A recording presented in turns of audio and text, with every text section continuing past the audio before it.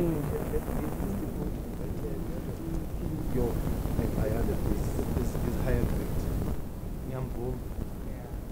know what? I think I will have to do a look live. Yeah. So that they'll. No, I think I'll have to do a pre-record. They'll slot it in. Yeah. Ntaki? We will pre-record, ne? Uzongni go ahead because I'm Muzola.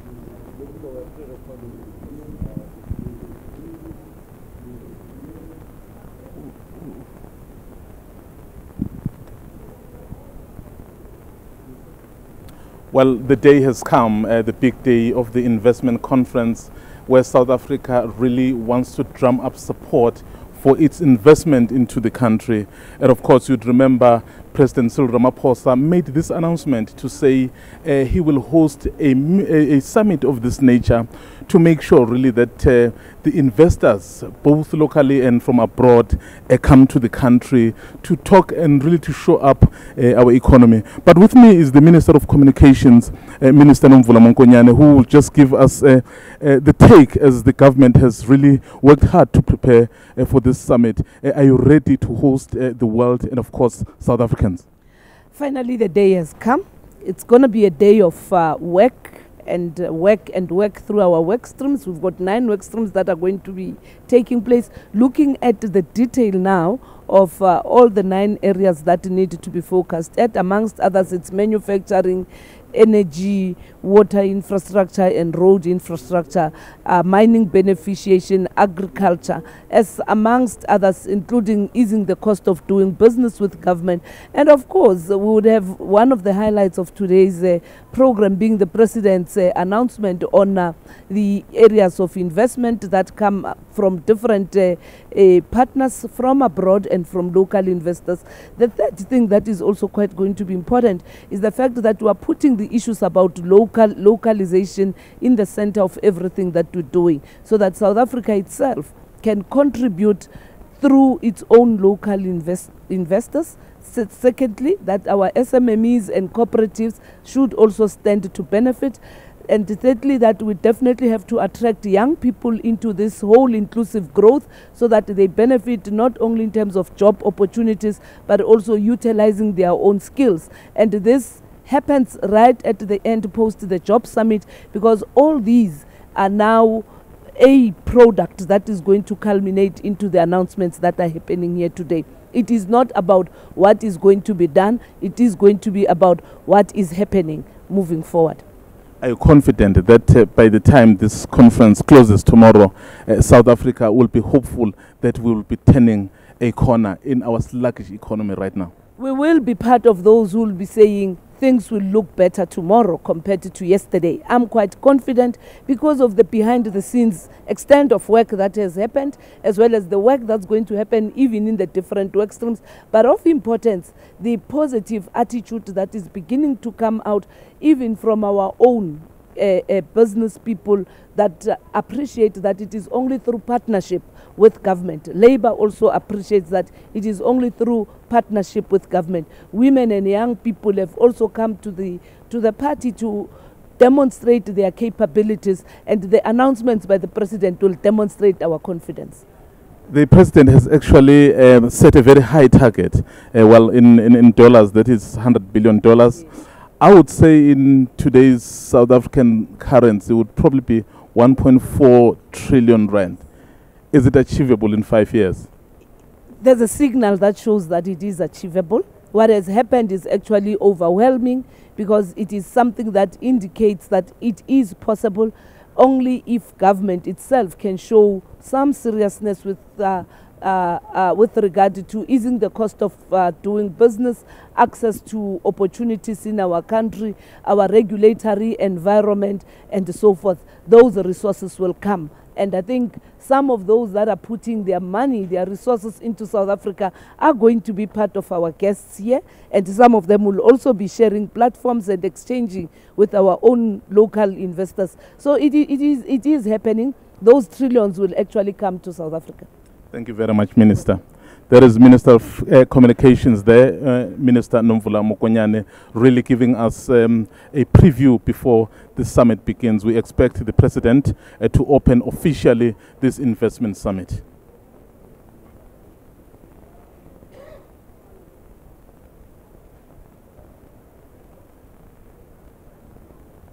Okay, sure. Thanks, guys. Yeah, guys.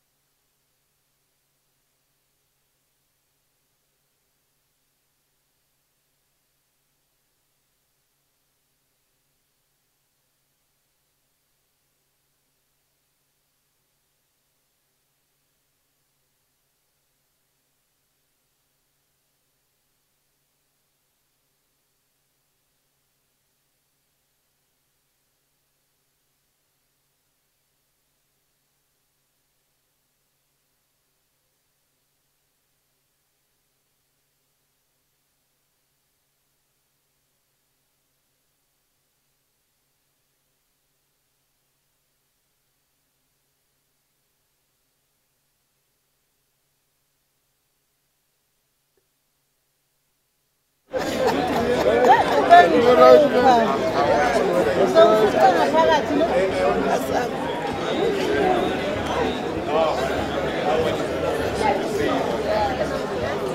are you? You're well? Nice to see you.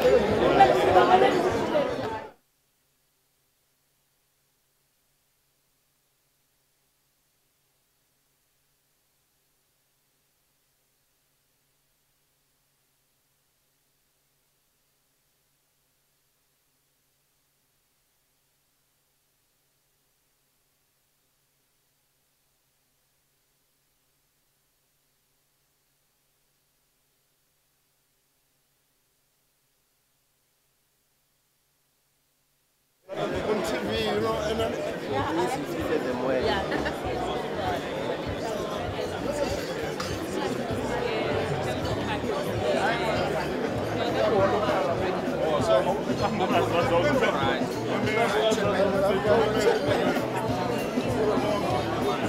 My advice. She was central in 2010 story. When Nankolo.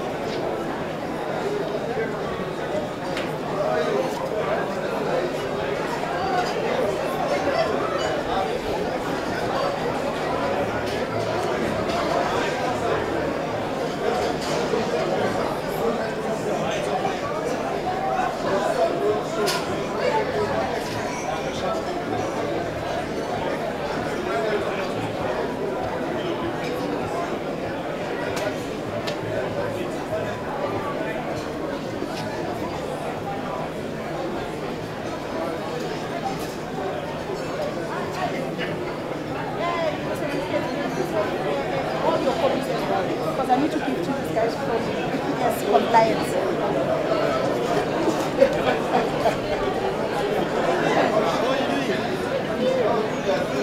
see you. It's a pleasure. Hello. What's the drill here?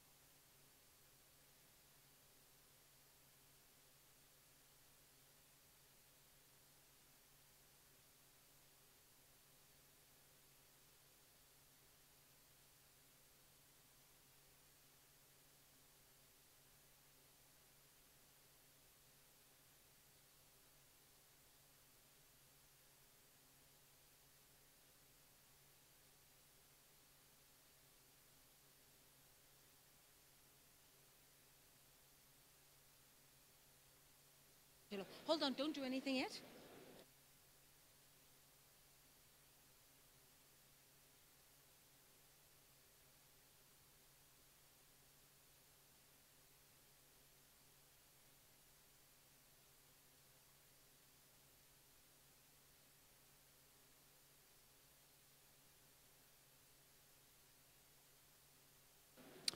Ladies and gentlemen, may I have your attention, please? Ladies and gentlemen, may I have your attention, please? May I request all delegates to take their seats so that we can begin with today's program. May I request all delegates to take your seats so that we can begin with today's program. Thank you.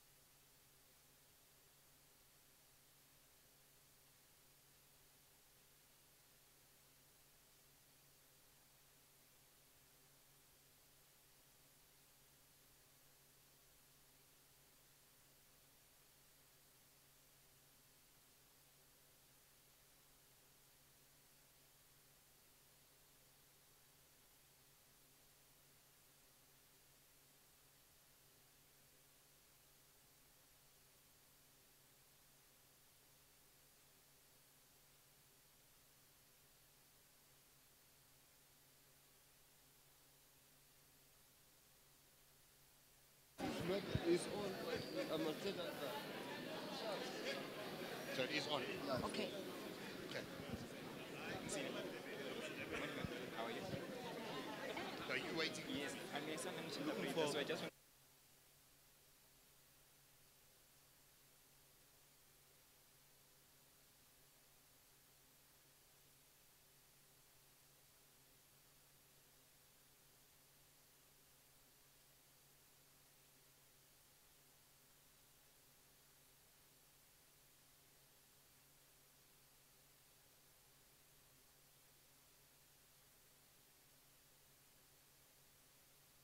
You can stand here.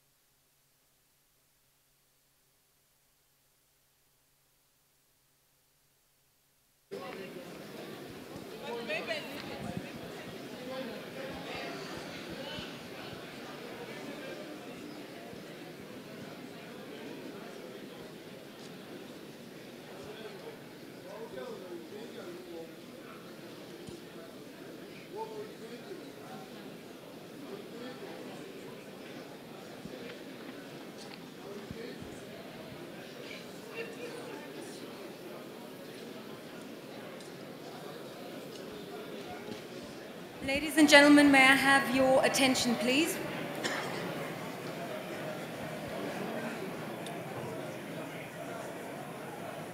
Ladies and gentlemen, including our honorable ministers and deputy ministers, may I have your attention, please?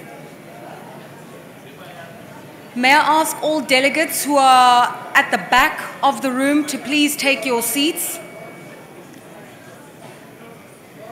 May I ask all delegates who are still standing at the back of the auditorium to please take your seats so that we can begin with our programs? May I also ask colleagues in the media to also take up your positions in front of the camera, and please keep the walkway free.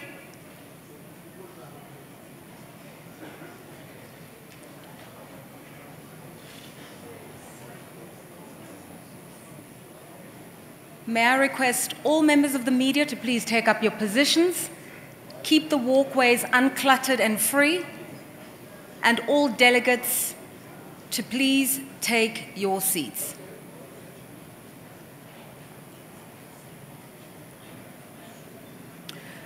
We are ready to begin with the formalities of this morning's inaugural South African Investment Conference.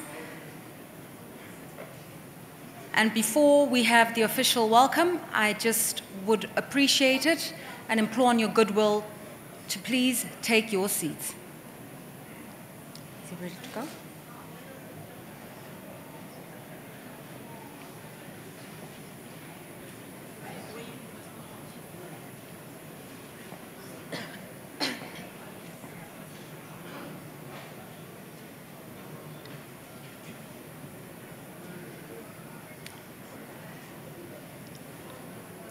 Ladies and gentlemen, please be upstanding for the President of the Republic of South Africa.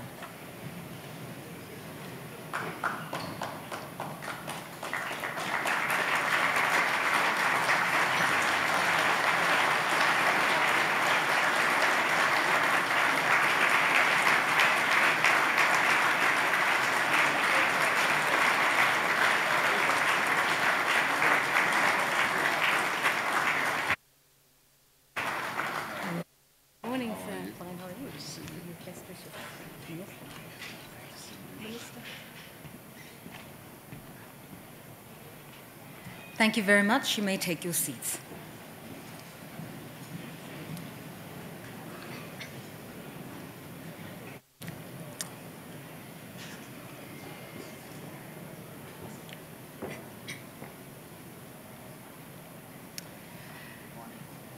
So let me begin by saying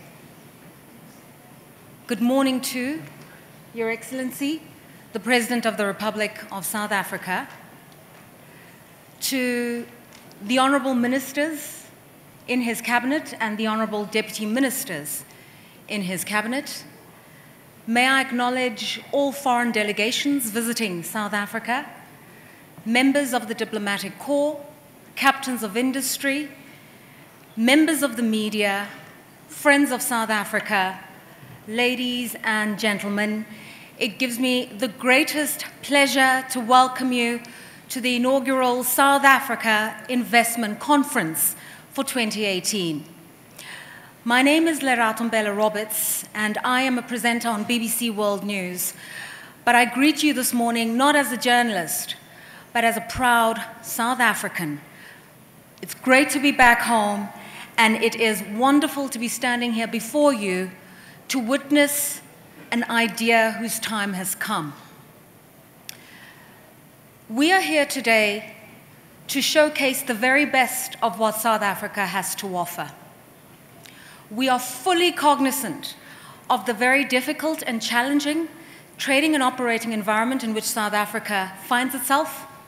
We're fully cognizant of the setbacks of the last few years, but we are here to tell you that South Africa has everything to play for.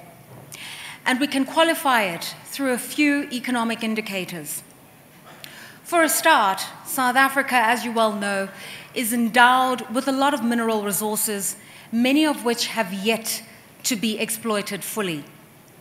South Africa has a young population, young South Africans who are worldly, cosmopolitan, they are dreamers, and we want to be able to help them actualize their dreams.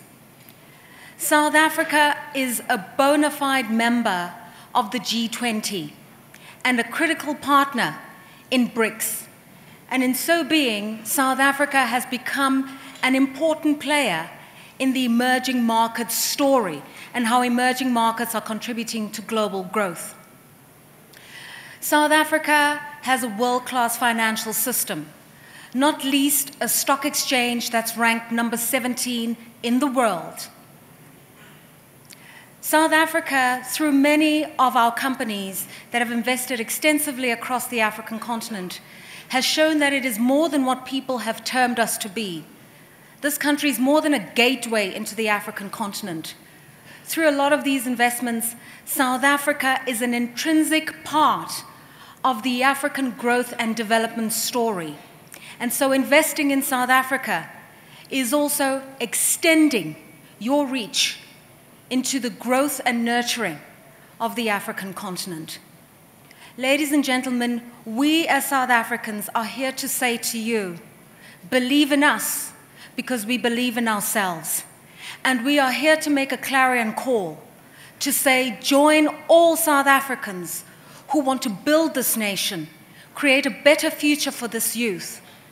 And so, as leaders and moderators and captains of industry engage you throughout the course of the day, ask your questions, probe, find out where the opportunities are, because we are urging you to contribute to the raising of 1.2 trillion rands that will help to advance this economy and fundamentally the continent at large.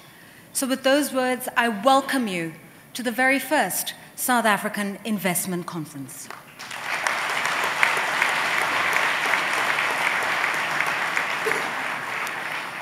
Let me give you a sense of how the day's program will run. Just by a show of hands, I'm not being a school teacher, but just indulge me. How many of you have downloaded the conference app?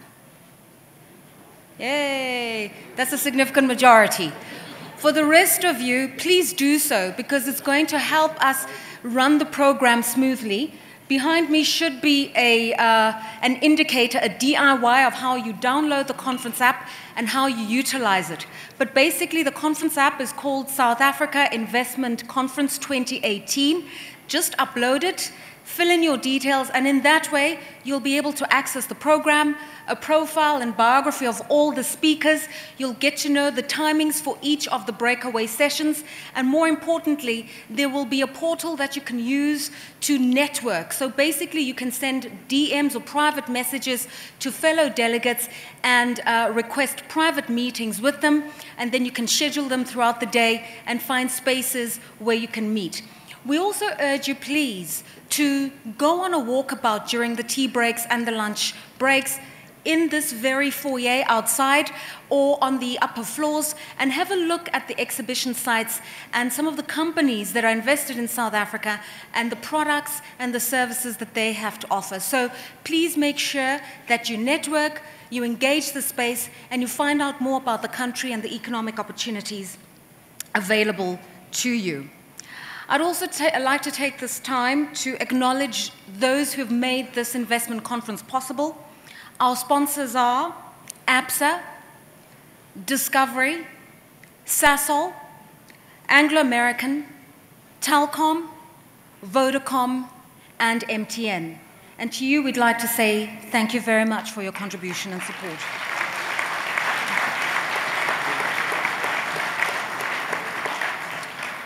We also have partners who have really been beating the drum for South Africa, and they are Brand South Africa, the IDC, or Industrial Development Corporation, Invest South Africa, and GCIS. Thank you very much.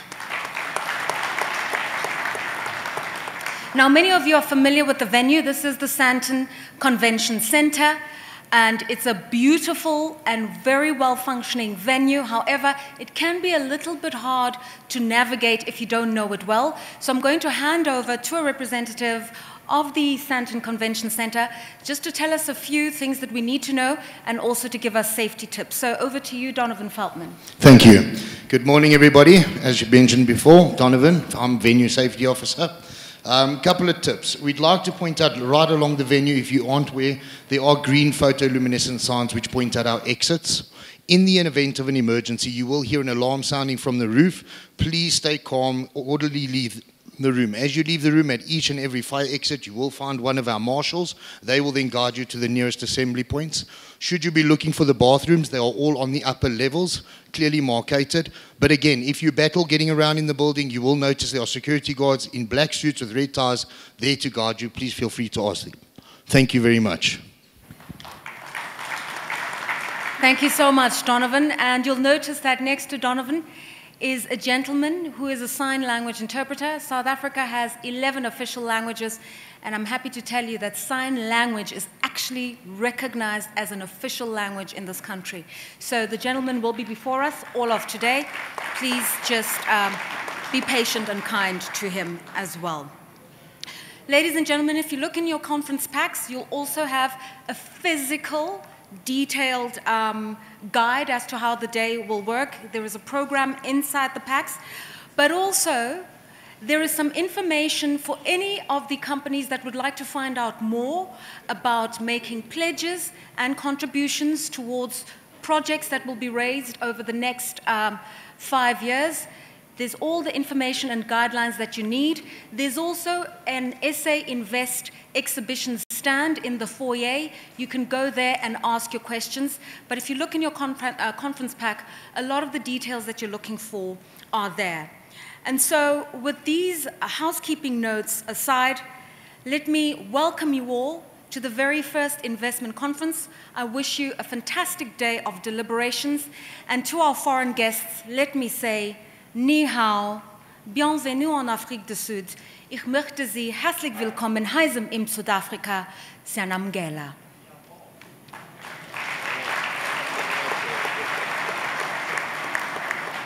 And so without further ado, may I introduce to you a gentleman who's really championed this cause and who has led the Secretariat in the months leading up to today. He is our Honourable Minister of Economic Development, Ibrahim Patel. Sir, may I hand over to you to say a few words?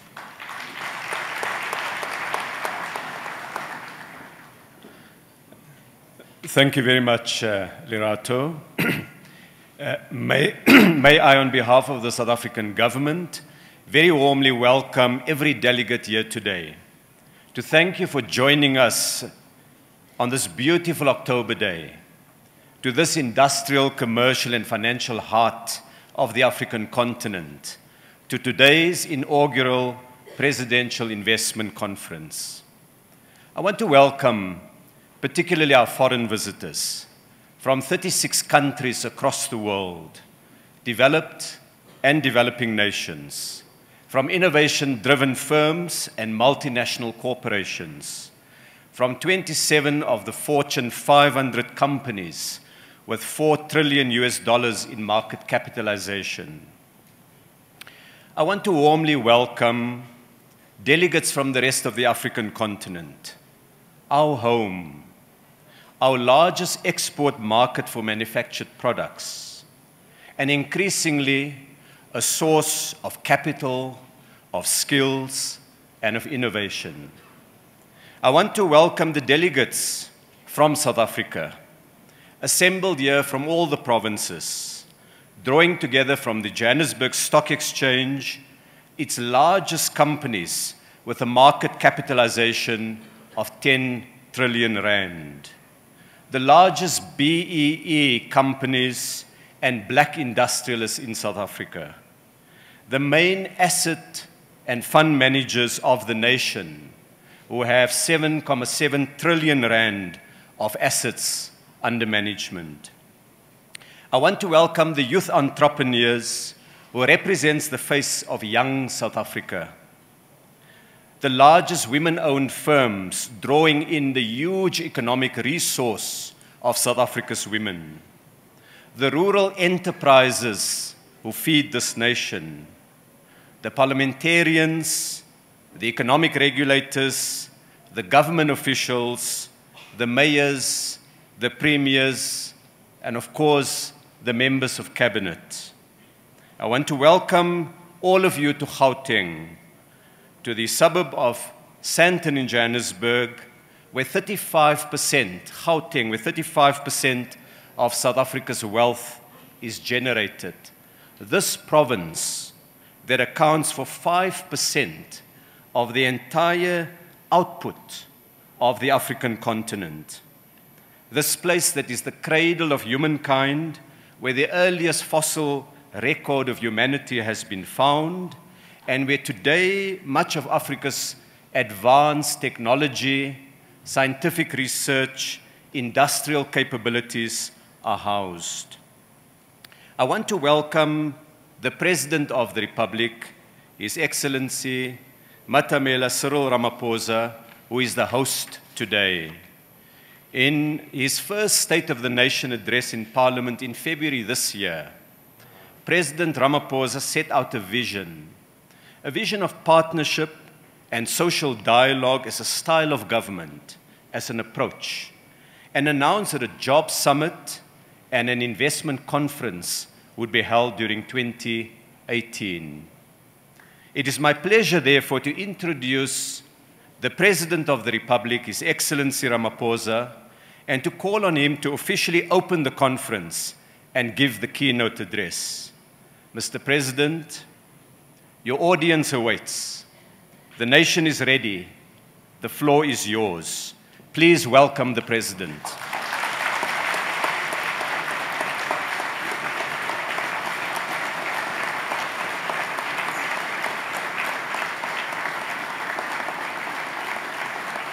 Thank you. Thank you. Thank you very much. Program Director, my sister, Lerato Mbele Roberts. It's good to have you back home.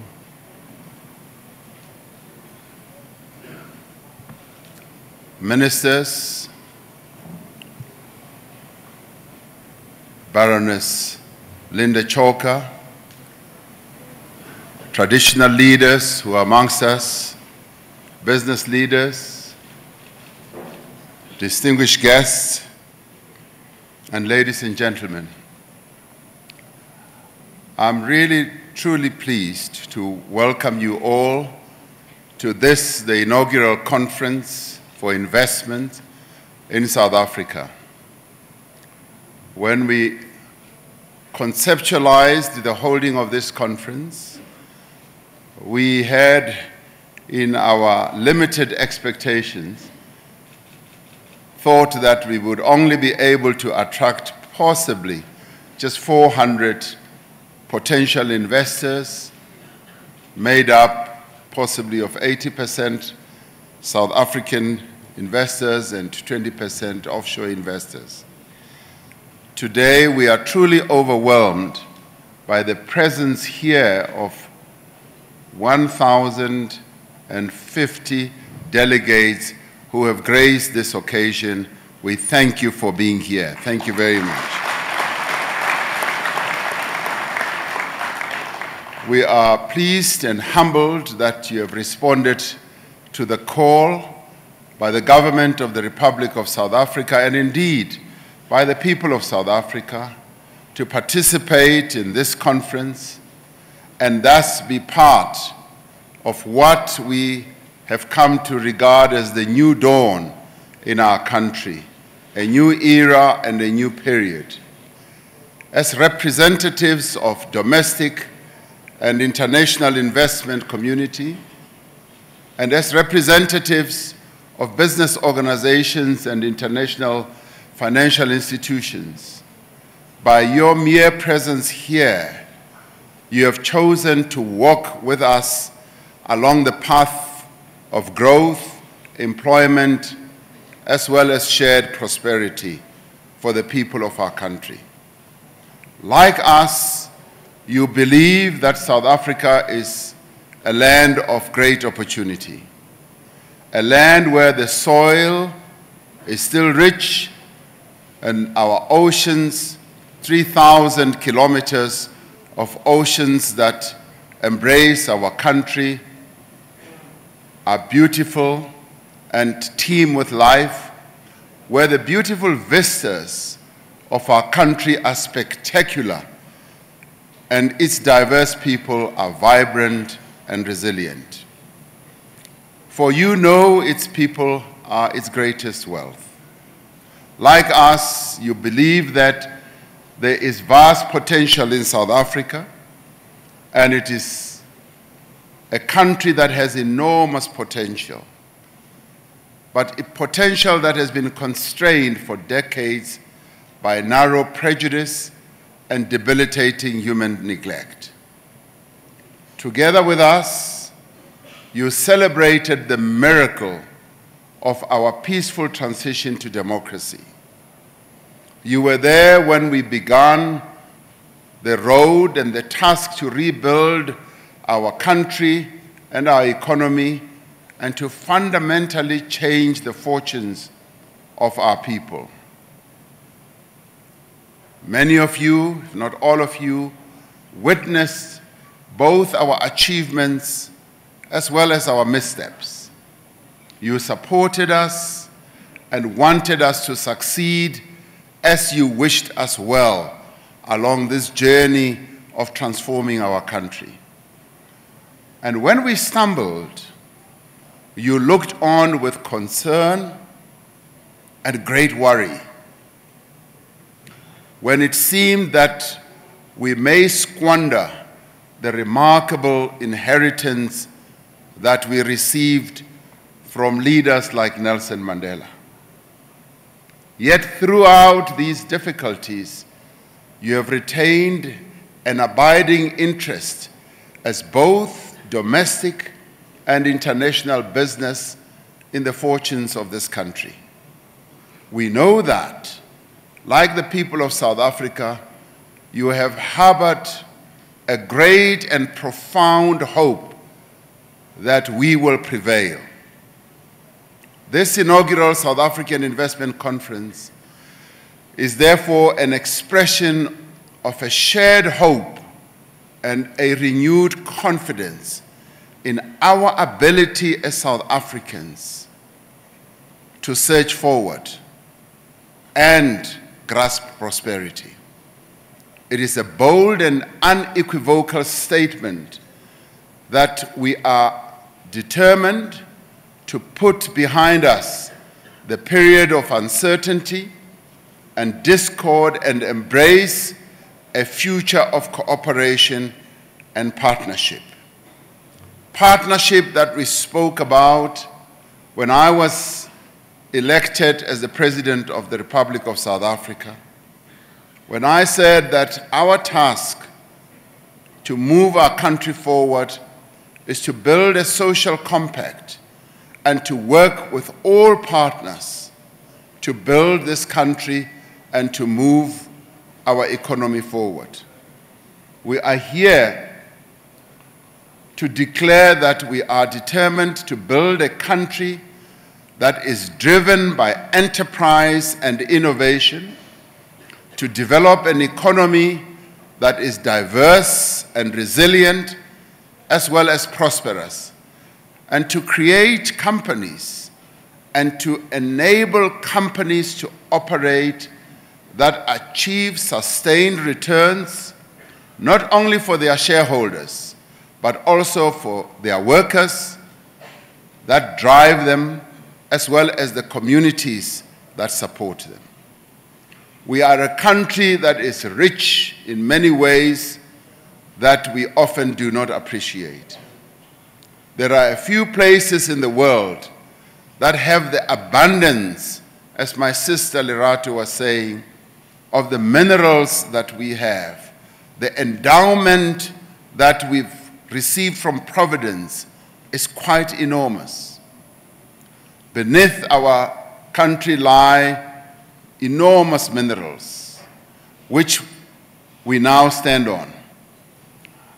We also have soil that sustains a huge diversity of plants, crops, livestock, and game, where the sun shines for nearly all year round, and where the golden beaches stretch forever. We have an incredible natural inheritance whose economic and social value we have not yet even begun to effectively exploit. Our political and social inheritance, by contrast, is deeply contradictory. Through decades of deliberate underdevelopment, the majority of South Africans were dispossessed of their land, their assets, their livelihoods, their capabilities, and were denied the education and the skills that make meaningful participation in the economic life of their country possible. The devastating effects of this manifest injustice still continues to define our society and severely constrain our economic development. The continued exclusion of millions of South Africans, particularly as it relates to skills and the ownership of assets, is the single greatest impediment to the growth of our economy and the development of our society. It explains the persistence of poverty, unemployment, and inequality nearly 25 years into our democracy. It is for this reason that we have placed the issue of economic growth and job creation at the center of our national agenda as South Africans. It is for this reason, too, that we have prioritized the education of our children and the skilling of our workers. And it is for this reason that we are accelerating the provision of land and other assets to the poor and marginalized in our society, so that they too, after hundreds of years of being held back from playing a meaningful role in the economy of their own country, can now play a really effective and meaningful role. And it is for this reason, ladies and gentlemen, that in April this year, we launched an ambitious and, in the history of our country, unprecedented drive to raise at least $100 billion in new investment over 5 years. We did so understanding that no meaningful growth and no significant job creation would be possible without a massive surge in productive investment in our economy. Over the last half year, as we have prepared for this investment conference, our 4 presidential investment envoys, Phumzile Langeni, Mr. Jaco Marie, Mr. Mcebisi Jonas, and Mr. Trevor Manuel, have traveled across the country, our continent, as well as around the globe to meet many of you as potential investors. Invest South Africa, our award-winning investment promotion facilitating agency, has compiled an investment book of projects that represent great potential. And if you have downloaded the app and visited the website, you will have seen this investment book that we've been seeking to build over the past 6 months. Today, a number of local and international companies will be coming forward to make announcements on investments that they want to make, to expand, to invest in our economy, and they will also be making announcements to expand existing operations in the country or in new established investments that they want to make. In addition to the announcements that will be made at this conference, we have received investment pledges from a number of other countries that our envoys as well as myself and ministers, have had occasion to visit. And we have been truly, truly humbled by the interest of our own investors in South Africa, as well as investors from offshore in the South African investment story. We have appointed task teams to work with those countries that have made pledges to convert those pledges into investments. We have emphasized the need for more South African companies to lead the investment charge themselves, demonstrating that they have confidence in this economy and its ability to deliver decent and reliable returns. And in furtherance of this, and this has actually been suggested to us by business people themselves, South African business people, and in furtherance of this commitment that we would like to see from South African companies, I call upon South African companies to engage with our investment envoys, with Invest South Africa, on their investment plans, including capital expenditure programs, so that as a nation we can have a better idea what the future really portends for our country on the economic growth landscape. This conference, ladies and gentlemen, takes place in the wake of a number of decisive measures we have embarked upon in the last few months to improve the investment environment in South Africa.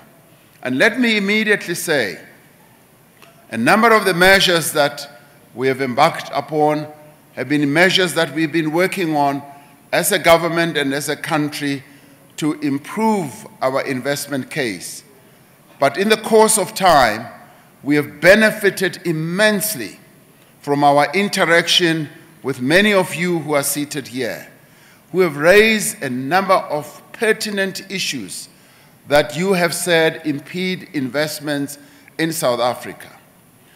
And following thoroughgoing consultations with many of you in our economy, we've been addressing issues of policy uncertainty and regulatory obstacles that you have identified with us, because you are the real operators of businesses.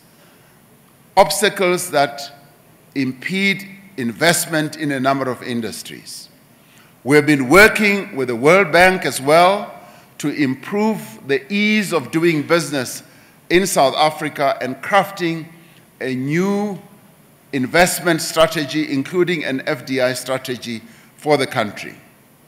Invest South Africa is intensifying its own facilitation and aftercare service in terms of international best practice. Together, we are working to fast-track investment projects and to reduce red tape. Where potential investors have had to wait for years at times, we are working to reduce those timelines to make it a lot easier for investments to be effected with greater speed. As part of the decisive measures that we have had to take, we have had to confront challenges in some of our largest and most strategic state-owned companies, which have experienced years of poor governance, a decline in financial and operational performance, as well as corruption. And we cite this because we have a mixed economy where the state still plays a role in the economy of our country as owner of assets and companies, and where the private sector plays the most part. But where we've been playing a role as the state, a number of our own companies have faltered and stumbled along the way. And this is precisely what we are paying attention to. Given the crucial role that these enterprises play in our economy as providers of critical infrastructure and bulk services, infrastructure such as roads, infrastructure such as water, distribution, electricity, and all that, it is essential that these companies be restored as engines of growth and development in our economy.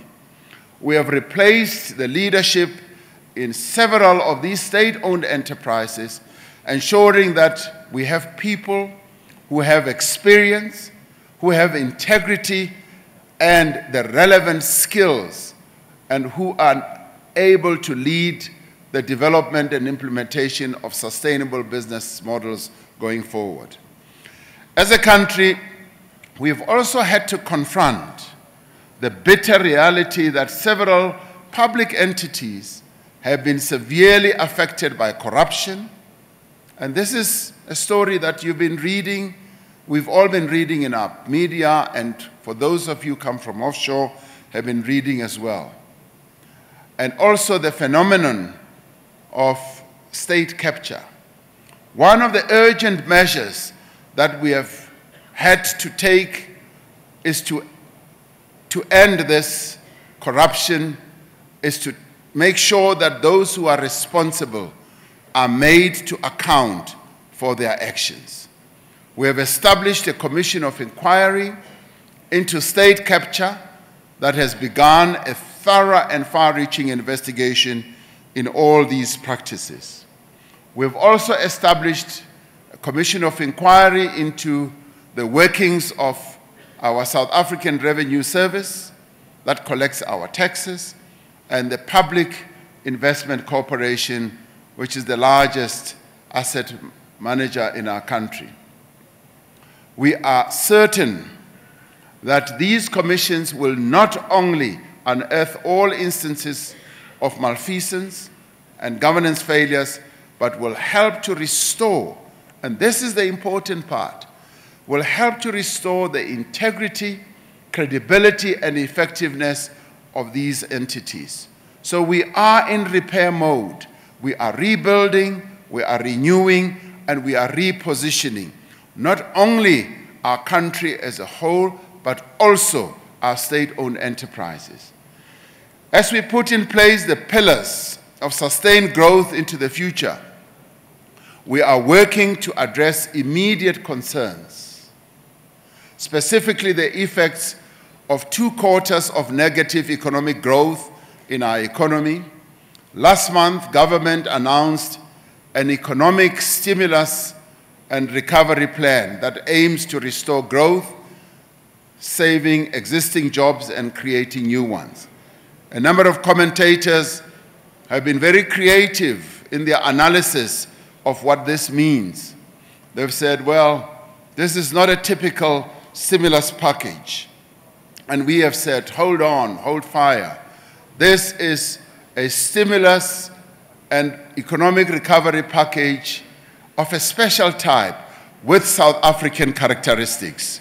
You cannot beat that. You cannot beat that, because there is clearly no other than this one. It has its own South African characteristics, which is based on the constraints that we have and the challenges that we have. As part of this plan, we are taking immediate steps to finalize reforms in key sectors of our economy, like mining, oil and gas, tourism, telecommunications, and a whole number of others, all of which are sectors that have great potential for growth, but which have been constrained by policy uncertainty. The revised mining charter, which has been piloted by Minister Gwede Mantashe, has been finalized. He was able, utilizing this approach that we have crafted, of building compacts with all key role players in our economy, labor, business, communities, as well as government. Utilizing that model, he was able to traverse the length and the breadth of the country to meet community-based people and meet business and all manner of people, including labor, to craft a finalized mining charter, which he has presented to the industry and to the nation. Government has decided to draft separate legislation for oil and gas, settling a long-standing dispute that will provide clear direction and certainty to an industry with the greatest potential. So that is now in redraft, and it will be presented to the role players, and there will be thoroughgoing discussions in the usual, typical South African way. Through the publication of the Integrated Resource Plan, Minister Jeff Radebe has presented this for public comment. We have provided detail on the country's future energy requirements. Government also signed off on a number of outstanding renewable energy supply agreements, bringing significant further investment into a growing sector of our economy. We have finalized consultations with the telecommunications industry, with the efforts that have been made by Minister Cwele and he has consulted with various stakeholders to ensure allocation of spectrum that will reduce barriers to entry, but also promote competition and reduce the costs to consumers.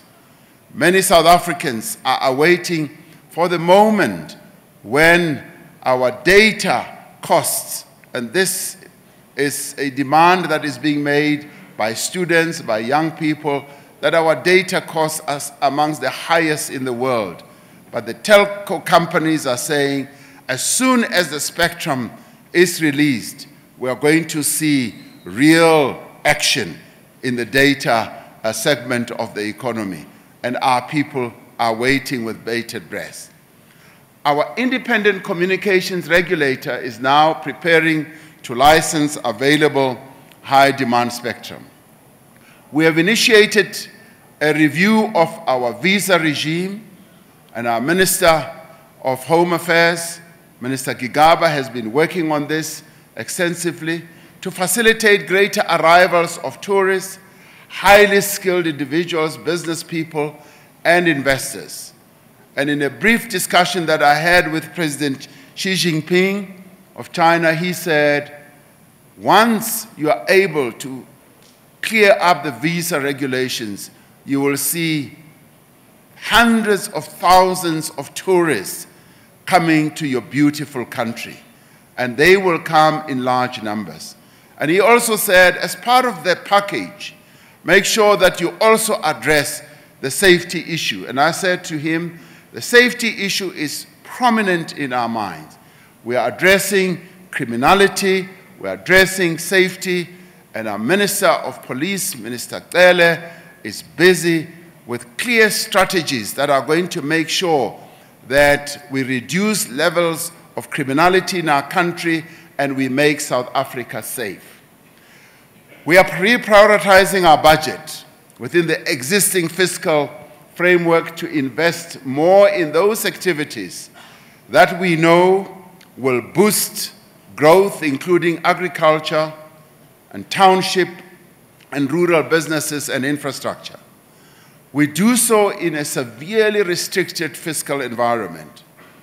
As our Minister of Finance said, Mr. Tito Mboweni, when presenting his medium-term budget policy statement earlier in the week, we are determined to ensure that public spending remains within sustainable levels and that we generate greater revenue by pursuing growth with a single-minded determination. We see infrastructure investment as a critical enabler of growth and job creation, and we are therefore consolidating government infrastructure spending into a single infrastructure fund.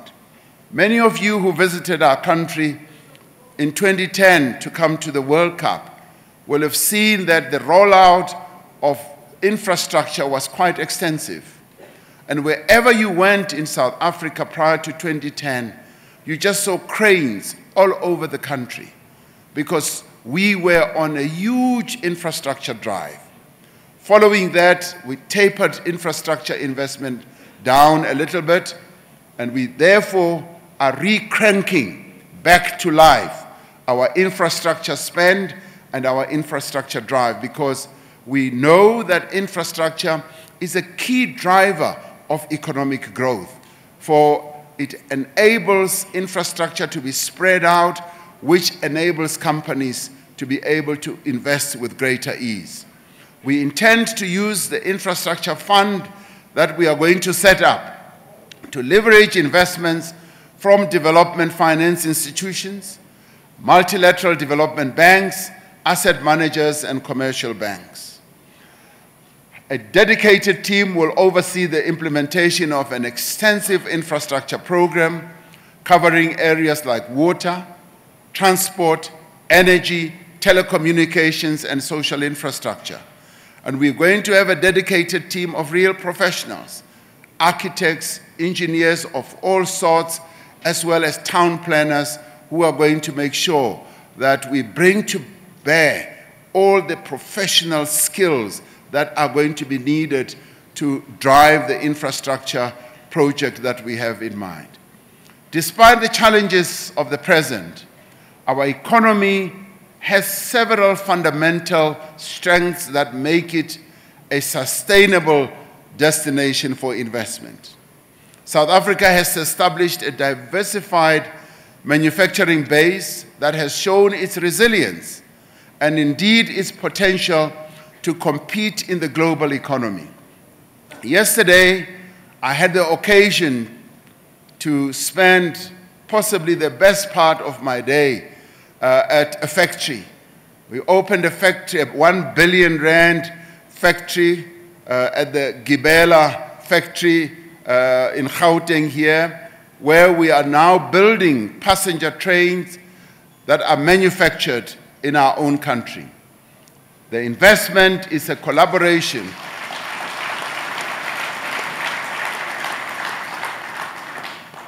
Now, the investment is a collaboration between Alstom from France and the local consortium made up of black businesses and the community that surrounds precisely where the factory is.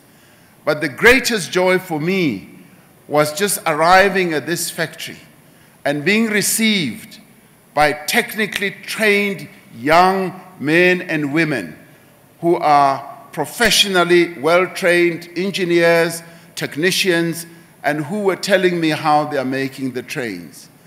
They are the new generation of South Africans. And I was saying to other people last night that yesterday I had the occasion to see the South Africa that we are seeking to build, where young black South Africans are now doing real outstanding technical stuff of building modern and safe trains themselves, utilizing the skills that this country and this democracy has given them. It was a real great moment. But what was even better, what was even the icing on the cake for me, was getting there and hearing that out of the 800 factory workers who work there, half of them are women, that women have surged to the fore. We applaud this investment as it confirms South Africa's manufacturing capability. Our Minister of Transport, Dr. Blade Nzimande, was very proud showing us this facility because they are building trains for the PRASA that he is a shareholder of, representing government. Multinationals with a presence in South Africa cite numerous advantages, from excellent financial systems to world-class infrastructure. South Africa is a regional manufacturing and services hub on the whole African continent. And for many companies, it also serves as the base to export products globally. But it also serves, yes, as the anchor and as the base where they can put their own headquarters and head offices. We have done much work in recent years to improve investment incentives, establishing, for example, several special economic zones across the country, each having unique offerings for investors. These include ready infrastructure for business development, reduced costs for key inputs such as land, water, and electricity, and reduced corporate tax rates. We are determined that our economic policy must facilitate inclusive growth. Given our country's history of dispossession and the continued exclusion of millions of South Africans, we have a responsibility to bring all South Africans into the economic mainstream. You see, our economy has been operating, if you can imagine a car with 8 cylinders, for years, even hundreds of years, it's been operating on possibly just 2 cylinders. And now we are saying we want this vehicle, South Africa Inc., to operate on all 8 cylinders. We therefore need to include the rest of those South Africans who were excluded from economic activity to become the cylinders that are going to drive the economy of our country. Earlier this month, we convened a presidential job summit, as you heard Minister Patel saying, which brought together government, business, communities, as well as labor,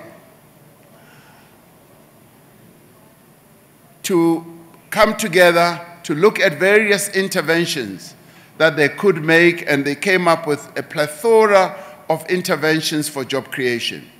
The Job Summit agreed on up to 70 meaningful and practical interventions that will, amongst other things, boost domestic demand, increase and broaden the exports that we want to have, create pathways for young people into work and develop sectors such as agriculture, but also develop pathways for the women of our country who constitute just over 51% of the population of our country. In addition, we are intensifying work to build a robust and effective education and skills development system that equips our young people for the place of work for tomorrow.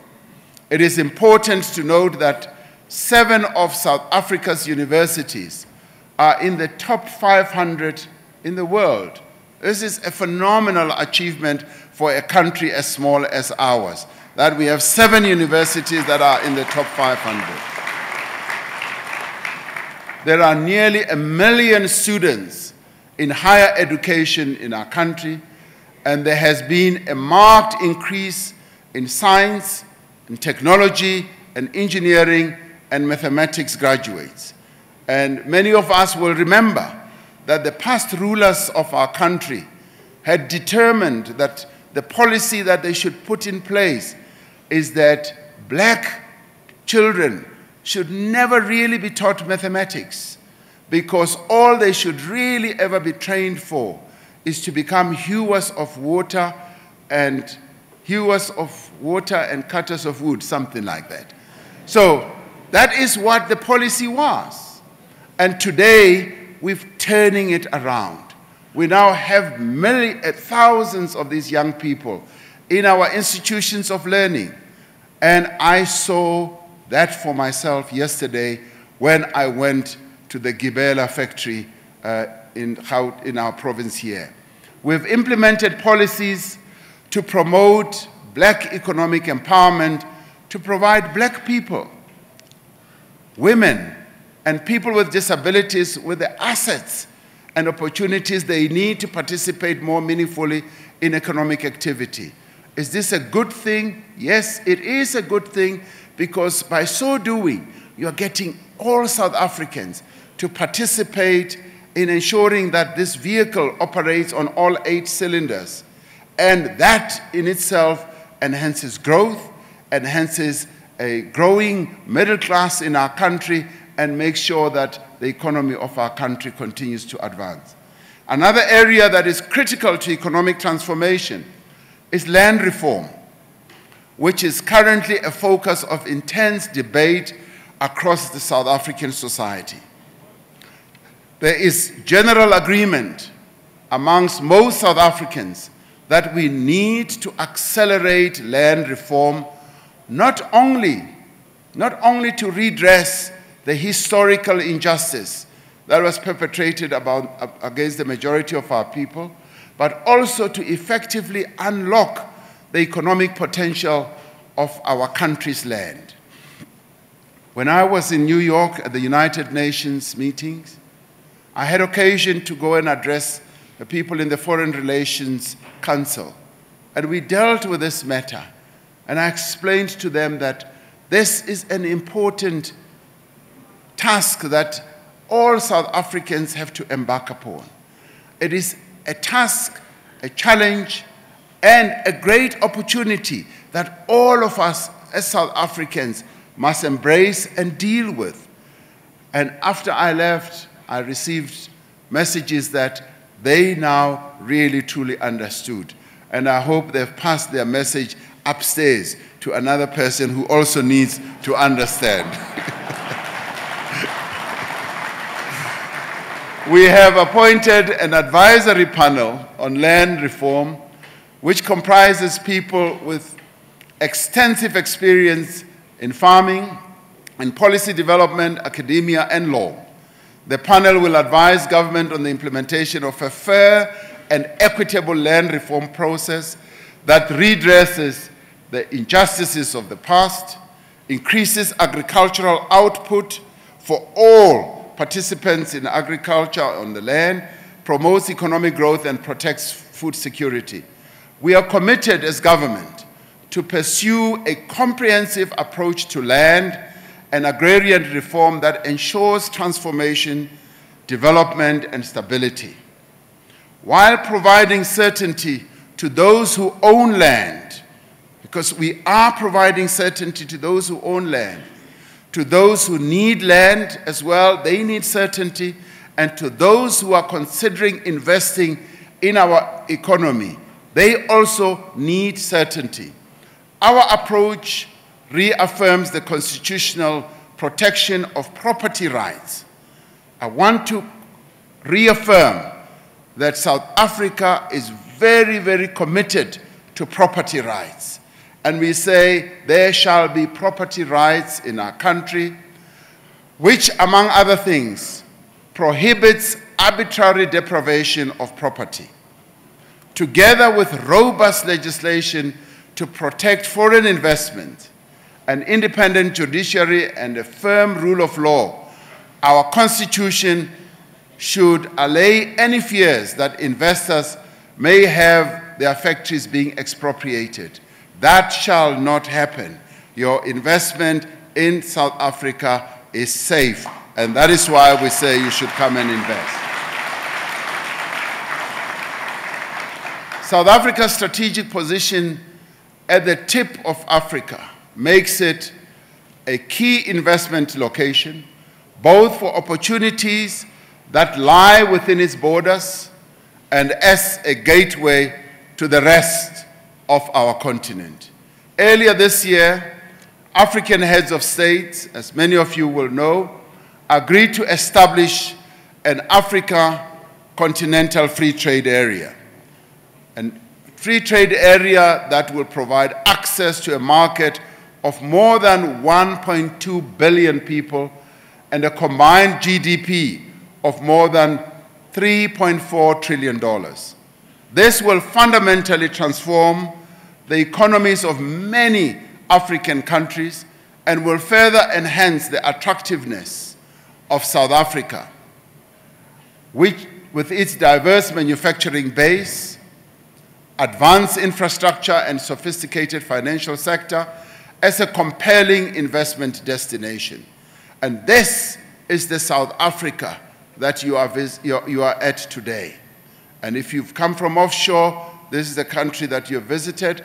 And if you are a local investor, as many of you are, this is our country, right at the tip of our continent, but with enormous investment opportunities.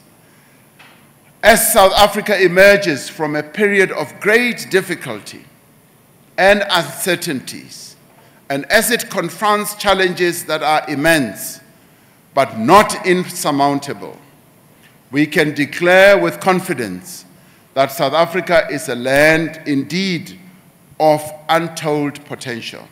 It is a land that has known the pain, yes, the pain of division. It has known conflict and deprivation. But equally, it has experienced the exhilaration of liberation and knows very well the value of partnership and collaboration. Because it was through partnership and collaboration that we were able to get where we are under the great leadership of leaders like Oliver Reginald Tambo, Nelson Mandela, Mama Albertina Sisulu, and many others. It is therefore our great pleasure to invite you to become our partners in realizing the great possibilities that this country has to offer. We invite you as South African companies, as offshore-based companies, to invest in our mines, in our factories, in our farms, yes, all over, in our call centers, in our technology hubs, in our refineries, and in our solar farms. We invite you to invest in our people, to harness their energy and unleash their latent capabilities. Yes, we invite you to become valued partners in realizing the vision and also sharing the benefits, as you must, of a new era of renewal, an era of discovery, an era of prosperity and progress and great promise. This is what South Africa offers, a land of great promise, a land of great opportunities. I thank you.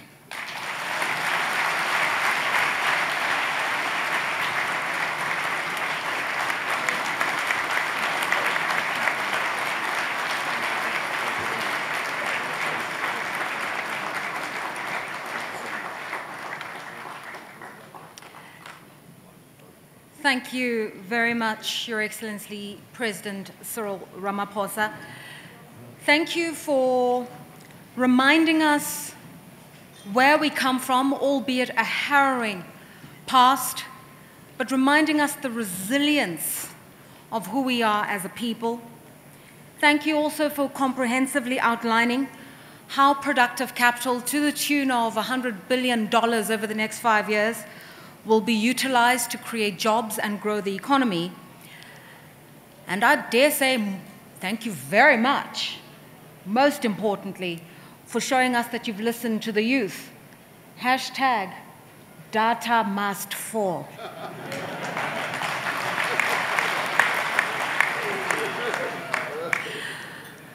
Ladies and gentlemen, when I acknowledged our dignitaries here, I was remiss in not acknowledging the Premier of Gauteng, Ntate David Makhura. He leads us here in Gauteng and Johannesburg. And for many of our foreigners, I have to tell you, we've got a healthy competition with Cape Town. They have the mountain, we've got the vibe.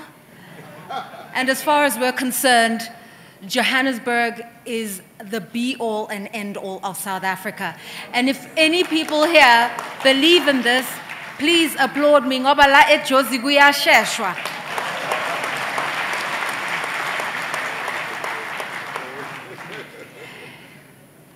May I also say to many of our delegates who find themselves standing at the back of the room, we do apologize. I know it took a bit of a while to process you. However, there is an overflow area, and ushers will be able to lead you there where you can sit comfortably. And for the breakaway sessions as well, there are overflow areas. In fact, I shouldn't say you'll sit comfortably. There are a limited number of chairs because of the safety issues in the venue. However, they've made sure that you can be comfortable there. So please allow the ushers to direct you where you should go. Without further ado, I'm ready to introduce to you the panel discussion, which is really at the heart of what we're here for today.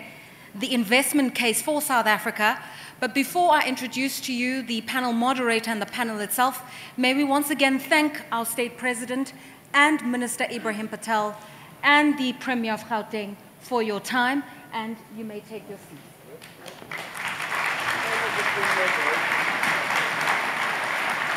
When are you going to speak?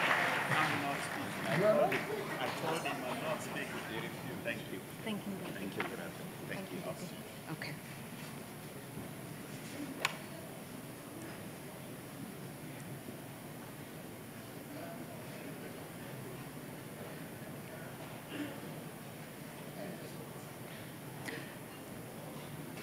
So whilst the President makes his way out, let me try to teach some of our foreigners a few South Africanisms. You know, so there are a lot of things we do and say as South Africans without saying much. Phonetics, eish, I'm frustrated. Eish, I'm excited. And so if you're enjoying the conference, I'm going to ask you to tell me in a South Africanism by saying shap shap. Shap shap? If it's not going well, you just say ipap. Is it shap shap? Louder? Fantastic. All right, so our panel discussion is titled South Africa, the Investment Case, and that's really at the heart of what we're here for today. The President has made the investment case for South Africa, but right now we're going to hear from leading businessmen and women who have transacted and traded and operated in South Africa for the longest of time through various economic and political cycles. And we're going to get testimonials from them as to whether or not South Africa truly has an investment case. Leading this discussion is Ndate Bonang Mohale, who is the head of Business Leadership South Africa. And he'll be leading a conversation that features Ricardo Tadeo, Strive Masiwa, Deshni Naidu, and Kevin Tao. So if you could all make your way to the stage, please, and if we could give them a hearty South African welcome.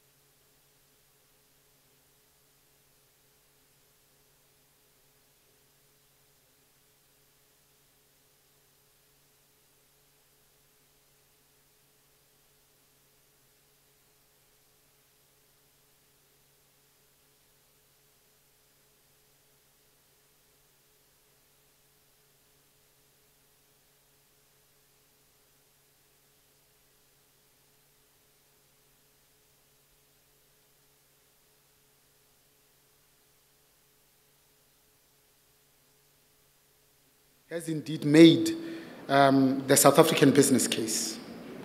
I will save that time by postponing my opening remarks. Maybe, just maybe at the end, I might have time to then summarize. I'll also save that time by ensuring that we don't greet anybody and we don't acknowledge anybody, because I will do that for all of them. I'll also save time by not introducing any of our panelists one by one, because the program is in front of you and none of them need an introduction.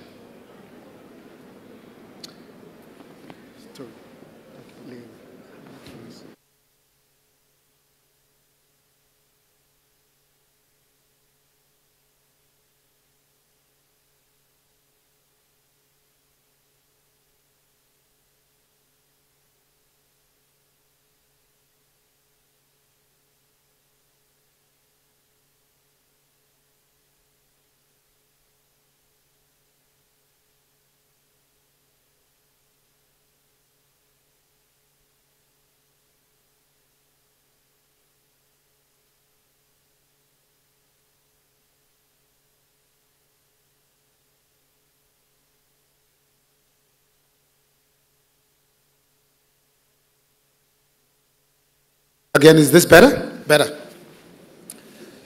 So, Eminence, Excellencies, most distinguished participants, that's all the acknowledgement.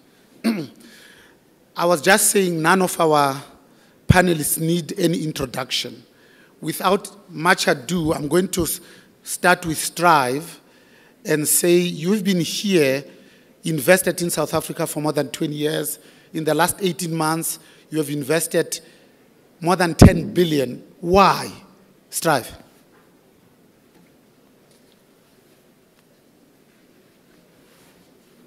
You can all hear me, right? Well, first and foremost, I love South Africa. So I started coming here in '94. I arrived, and I have been coming ever since. But even as the president said, this is an extraordinary country. The investment case for South Africa is self-evident. We, as a company that is looking into investing in the rest of Africa, our main interest when we came here was the skills base for driving into the rest of Africa. This is the center of that. That is indisputable. The access to resources, access to infrastructure that allows you to reach out into the rest of Africa. But of course, we also began to look at South Africa itself. When one of the major global companies decided to pull out of South Africa and sell its operation here, we were very quick to see that opportunity. And we were able to acquire that business and expand it quite rapidly. So, you know, I'm a great believer in South Africa. I have seen South Africa works in every single aspect that you might think of. And it's also a great place to live and raise families, which is also important when you are pulling skills together. It's very easy to invite the additional skills that you need to come and work from South Africa. So I couldn't say more than what the president himself said. He was amongst us as a businessman once, and everything he said with conviction, because it's true. Thank you.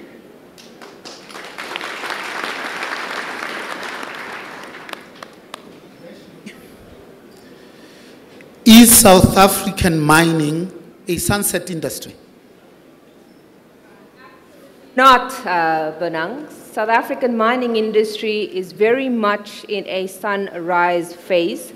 And the reason for that is the reason that we've invested in this country is that this country remains, you know, naturally endowed with minerals. If the opportunity is in the ground, then it's absolutely up to us to make sure that we can exploit it. So maybe coming back to the question you asked, Strive, why did we invest? We invested because the minerals were in the ground, and we saw, is sufficient stakeholder support across the board from local, regional, and national level to support the investments that we had. But most importantly, South Africa has the right skills base to support investment in mining.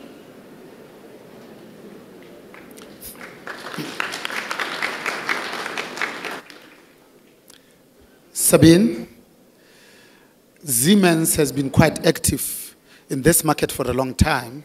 You're now venturing in integrated energy. Maybe tell us more. Siemens is in South Africa since more than 150 years, and we always have been in South Africa, and we run our African operation from Johannesburg. And exactly for the same reasons than the previous panelists said, because South Africa offers all the opportunities. But when we listened to the speech of the President, he clearly hinted on the topic of energy and the investment into infrastructure. And there we see for us as well a significant advantage in the South African market. We recently embarked on a distributed energy system which we installed at our premises in Midrand, and we want to showcase what kind of technology we can create in an African environment, because as the President mentioned already, PV specifically, and the sun, which is required to generate electricity from photovoltaic technology, South Africa is the best place on earth because the climate is just ideal for that kind of technology. We are having showcased that at our premises, as I said, and we are ready and prepared to roll that out into the countryside, but also into the townships. Because when you look specifically now here in Sandton, and the opening speech referred to the facilities you have here, but if you just go across the road to the neighboring township, to Alex, you will see that many of the infrastructure facilities which we have here are not available. But the burden on the government's purse is limited, right? So we, as an international company and as an investor in South Africa, we are ready to develop with the South African government and the utilities these kind of structures.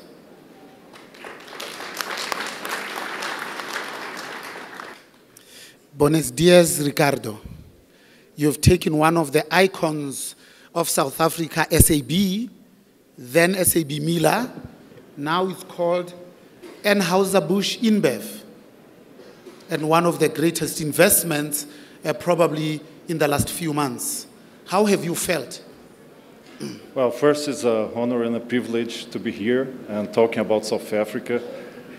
It's important to say we are global brewers, right? And South Africa is our market number 6 in the world, so it's a very important market for us. So it's a great honor for me being here. Here in South Africa, we are still SAB. AB InBev is our holding company, but we retain the heritage of every market we are present. There are some interesting things that most people don't know. First, the relevance of South Africa from a global perspective, but also the fact that South Africa in beer is a big exporter. So not only our brands here, brands like Castle Lager, Castle Light, Carling Black Label, they are present in many different African markets today, and we export them. And they are part of the legacy of this African continent. So if I have some messages that I was thinking to bring here. First is, if you're thinking about investing in South Africa, there's some very good reasons to do it. First, the scale and the relevance of its internal market. Second, the ability that we have that from South Africa establish a base to export products and innovations to other African markets. The ability also to build brands that can navigate through different parts of Africa. But I think that most of it, I think with our experience of 2 years, and we've been dealing with many officials from government, especially Honorable Minister Ibrahim Patel. I mean, we have excellent opportunities, accessibility, always engaging in win-win conversations. You all know that we have public interest commitments of investing 1 billion rand in social investments. And this has been truly win-win because we've been able to localize our sourcing. So 98% of our sourcing is local here in South Africa today. So we are proudly South Africans. And we are not just saying this from our mouth, we are putting our money on where our mouth is. In the last 2 years, we've been investing $300 million in our production facilities so we can explore all the opportunities that South Africa has to give. So we are very happy to be here, very thankful for all the opportunities that we see here, and extremely impressed by the professionalism of the government, the officials. I'd like to highlight Len from Economic Development Department that has been working with us into the public interest commitments. So thank you. We come as real ambassadors for South Africa. Thank you very much.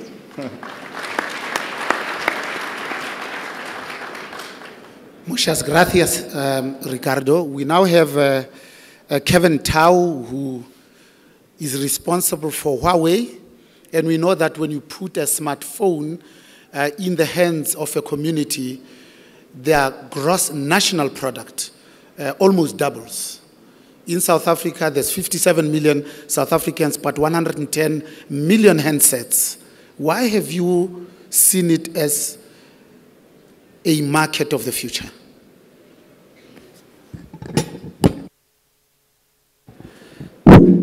Thank you. It is a great honor for me to come back to South Africa. It looks like go back to the hometown. I'm almost the first people that to move the Huawei's headquarters from Zimbabwe to South Africa. That is 15 years ago. I was the first regional president of Africa. We come to this market, we invest in this market is because of a trip. I used to travel with the Minister of China Information Industry. He told me a story. In 1988, that's the first year of Huawei setup, he visited South Africa. South Africa at that time have 4 million fixed lines. But then in 2003, he come again. South Africa still have 4 million subscriber lines. That time, 1988, China is 4 million. But 2003, China is already have 300 million subscribers. Then we notice Africa is a great opportunity for developing. We notice that time, Huawei is from a domestic China company that we want go to global. That's we think Africa, that time there's no fixed lines. We think why not let Africa jump ahead?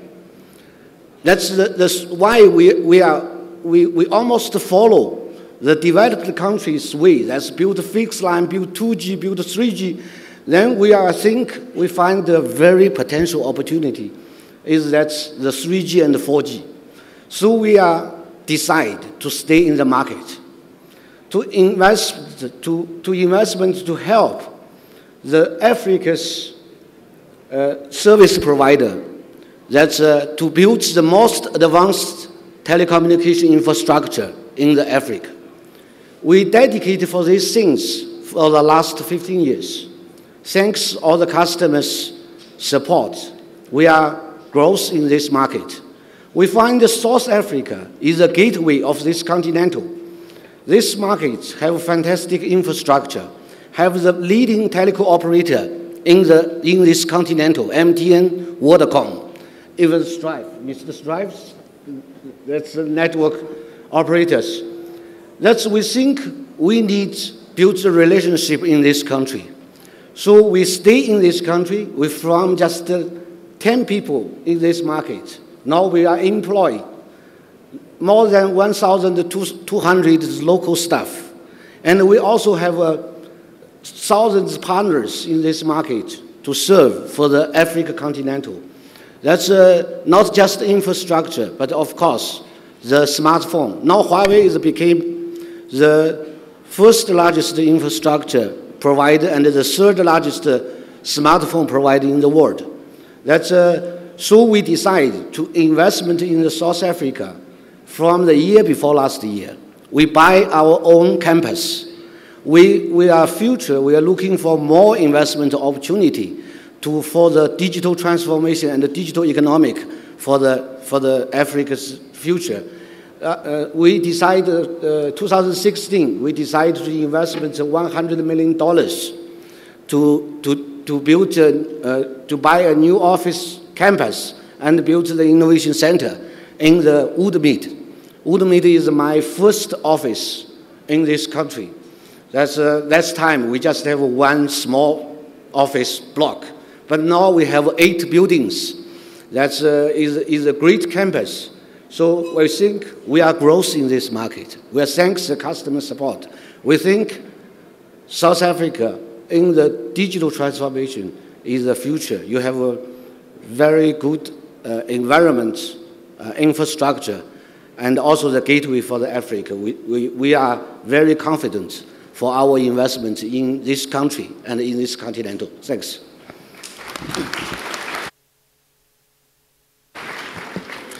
Thank you very much, Kevin. Strive. Your industry is going through seismic changes. This government identifies it as one of the 4 industries that can unlock growth. From your own personal journey in the 30 African countries where you are invested, what can you say to encourage people that are still hesitant to invest in South Africa?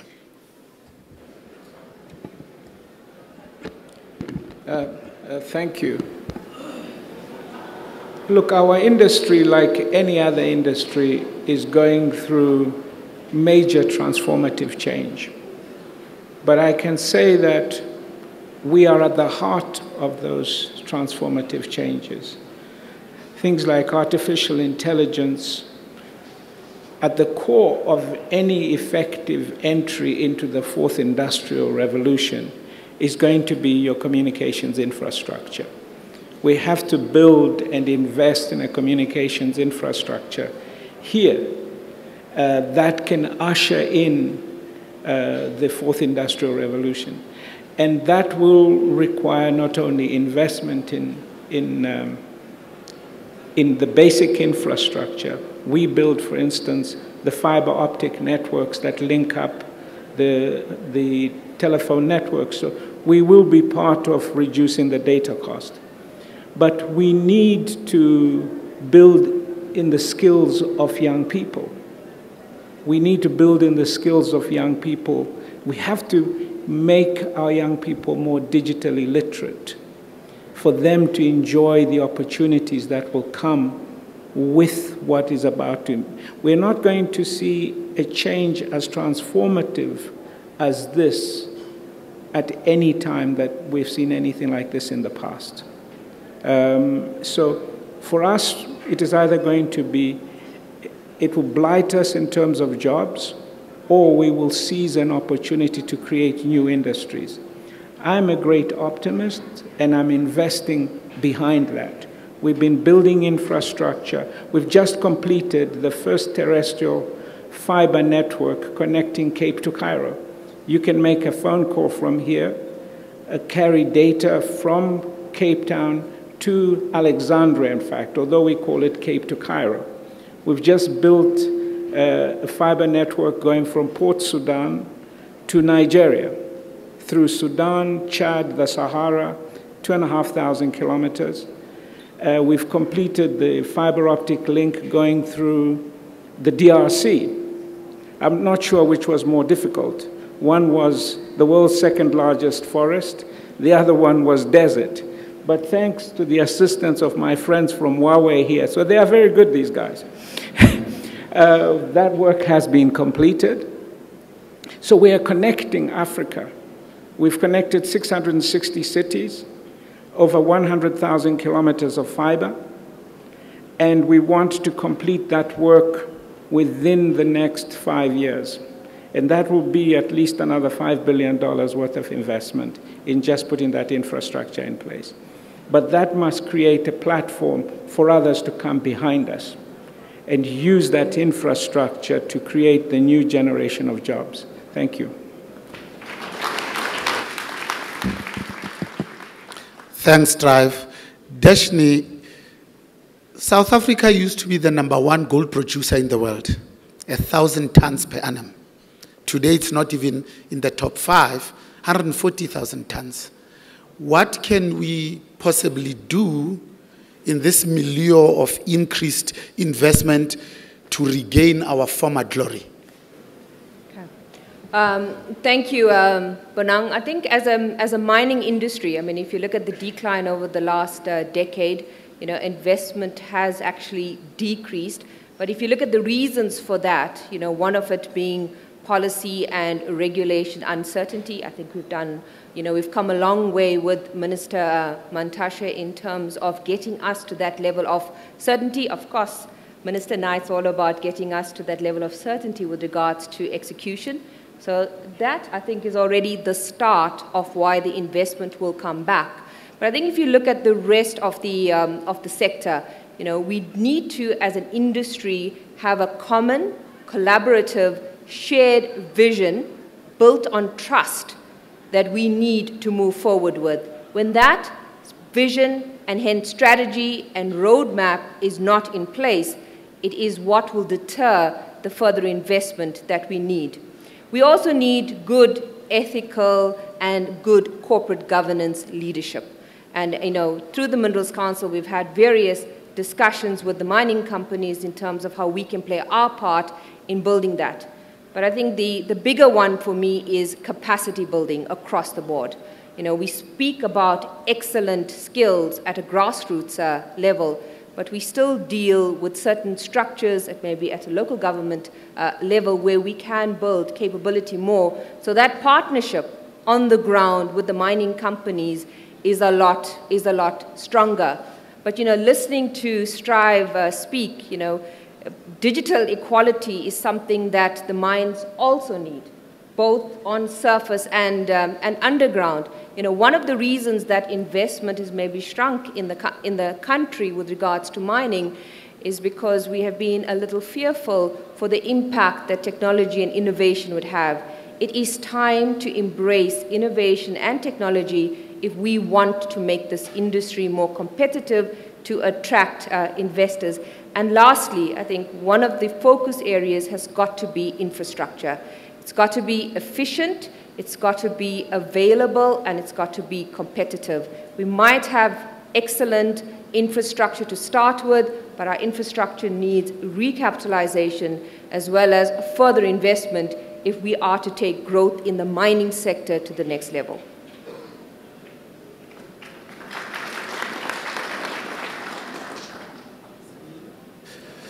We launched the new BLSA strategy in Alexander. How can businesses continue to do well by doing good?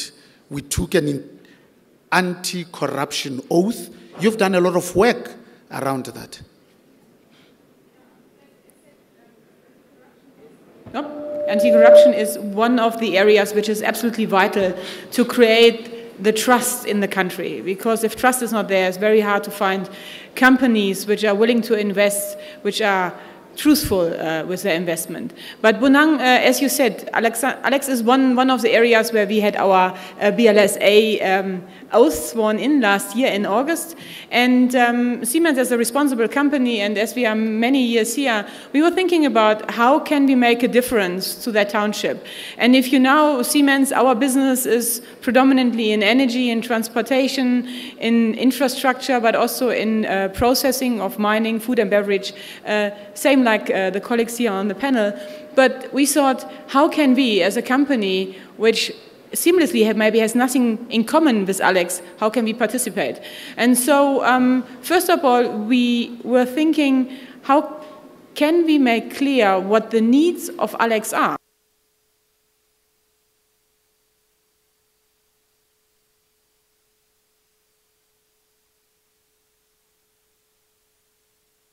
and I see some of the ladies here in the front there, they were all African fabrics, and we thought, why not making our own fabric? And we took the infrastructure of Johannesburg, Sandton, Park Station, as well as Galuli's interchange, and we had a designer from Johannesburg assisting us to interpret these kind of infrastructure availability, be it network, be it road, be it cell phone points, and created a new image, a new print, a new digital version of Africa. And so I have a little copy here. I'm not sure if the colleagues will be able to see it. So this is now Sandton, and you see the roads, and you see all the infrastructure areas.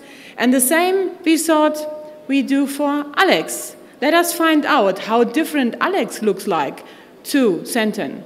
And, there is not much data available from Alex, so we asked a couple of youngsters as a job creation program to assist us in finding out what is the need. So we have exactly the same print for Alex, and when you look at Alex, it's a big gray square block where there is hardly any infrastructure. All infrastructure is at the outside of that township, not inside, and we see that there's a great potential for businesses to participate, to uplift this economy, because there are many 100,000 of people living in that township, participating in our economy, and we can make a difference. And therefore, to also compromise our engagement in this township, we created a woman cooperative, which is now producing for us these little giveaways, which are, by the way, useful to clean your glasses or your iPads if you buy them from Huawei. And they produce it for us. And in line of what the President said during the Job Summit 2 weeks ago, it is really about making sure that you source local, use your money you spend in any case for marketing, and make something meaningful out of it. And that is how we participating in Alex.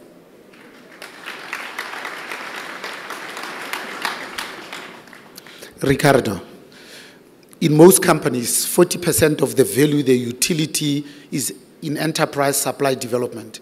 What are you doing to increase the access by SMEs in your value chain? Well, that's a great question, because actually it's one of our main focuses. We actually have developed not only an incubator, which I think that is something that is, let's say, something that many companies already have, but also an accelerator. Because what we see that small and medium enterprises, we find the entrepreneurs, but then there's a big obstacle into turning these entrepreneurs in actual members of your supply chain.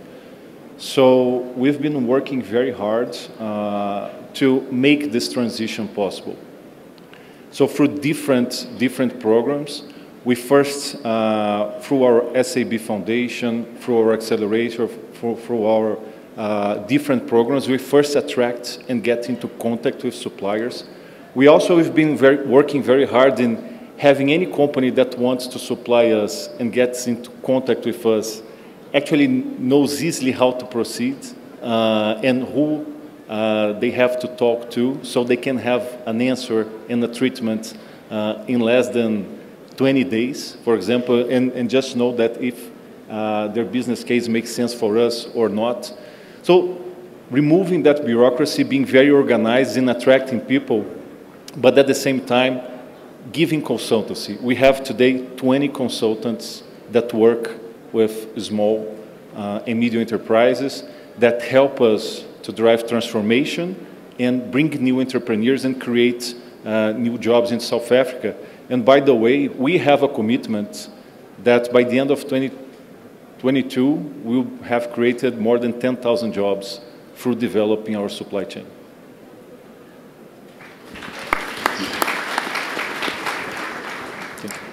Kevin, you have the last word. Okay, I just follow. Let's talk a little bit about what's our strategy for the future investment. I just mentioned we are very confident about investment in this country. We just finished our first $100 million investment in this country.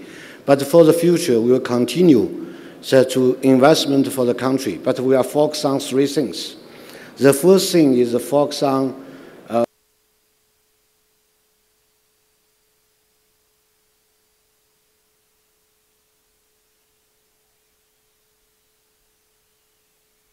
the most advanced and could affordable leading technologies infrastructure to help this country, even this continental, build the best that's infrastructure, digital infrastructure to support the digital transformation. The second area is investment for the partnership. I just noticed that President mentioned we'll drop the data that's feed of this country. But you know that's why the Africa's data the cost is so high, because no local content. Every visit, you need to go outside of this continental. So how to let this continental have the local, more local content or the local services? We have already decided to build, next February we decide to announce we will be built the Africa Cloud in South Africa. That's we will partnership with Vodacom. And also local partners. That's we want through Huawei as a foundation together with the industry partners and school to build more local services for this continental and this country. The third is investment for the empowerment. In the future, the digital economic needs the new generations, young generation people more involving. Huawei, we have decided to use Huawei's ICT college. We can empower more local new generation people. We hope we can cooperation with more local university to provide more opportunity to generate more jobs and provide more skill transformation for the local young generation people. Thank you.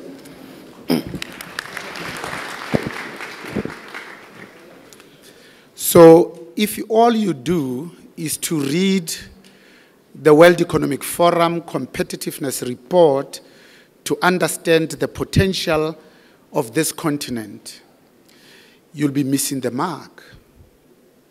Because not only is Africa a mismarketed and under-marketed continent in the world, this is a continent of 1.2 billion people, 54 African countries that speak 2,000 languages with a combined continental GDP that is growing from 2.6 trillion to 3.4 trillion South African rands.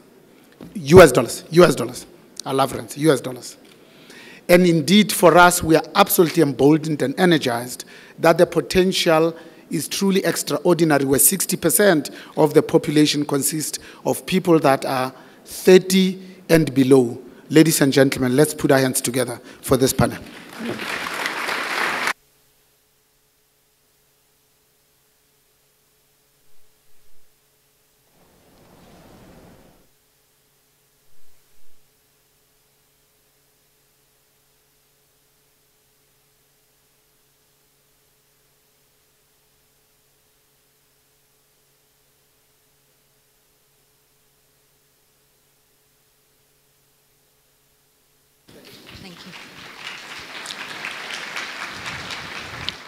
All right, thank you very much to our panelists who articulated quite well, and I think candidly and frankly also of the challenges they've encountered, but quite frankly, as we heard, there is a strong investment case to invest in South Africa.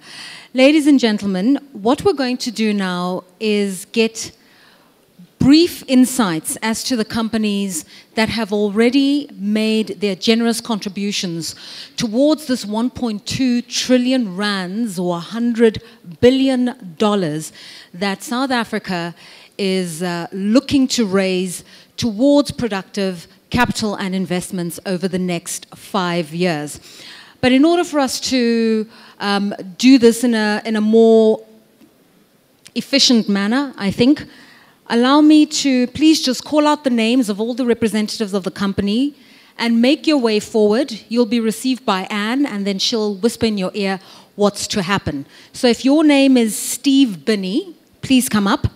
If you are Viv McMenamin, I think I deserve an applause for that one. McMenamin, please come up. Deshni Naidu, please come up. Fortune Mojabelo, please come up. Patrick Mahesha, please come up. Andile Sangu, please come up. Ashish Thakur, please join us. Paul Harris, please come up. Basil Judos, please come up. And Andreas Englen, please join us up front. So what will happen is I'm going to invite each executive, one at a time, to come on stage. You've got exactly 1 minute. And I'll tell you something, in the world of television broadcasting, 1 minute is a lifetime. You can say a lot. So be succinct. You've got exactly 1 minute to tell us about your story, your contribution, and why you believe in South Africa. At this juncture, may I also implore on the goodwill of our Honorable State President to please rejoin me on stage so that he can also acknowledge your efforts. So please, Your Excellency, you may.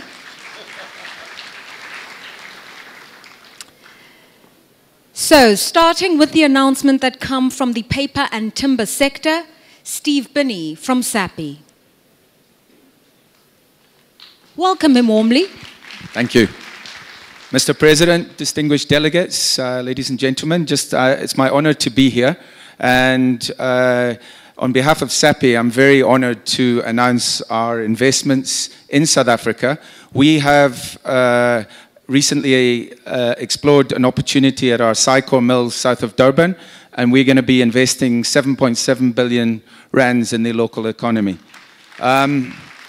This investment is going to give us an opportunity to grow capacity for dissolving pulp. Now, many of you may not know what dissolving pulp is, but it's fiber that ultimately goes into the manufacture of textiles. And in fact, globally, about 7% of the textiles in the world comes from dissolving pulp. And SAPI is the largest producer in the world. And we predominantly make that from South Africa. We have a world-class operation in South Africa, and we are able to make a competitive product, a value-added product. We contribute about 1% of South Africa's exports from our mill down in Durban. We have opportunities to grow further, and it is very beneficial for the South African economy because we're effectively using South African raw materials, South African labor, and it's all being exported. So very good for the country. So thank you, and we're very excited about the prospects to invest further. Thanks.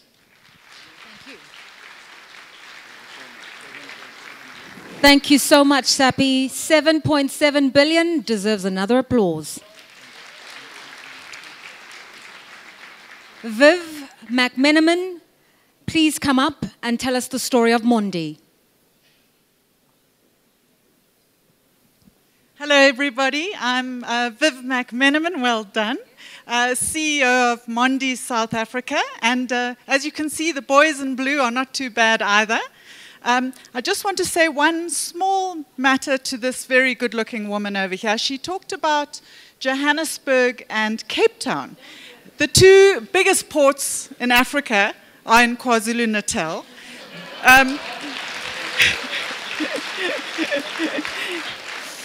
And the two first commitments come from global competitors, SAPI and Mondi.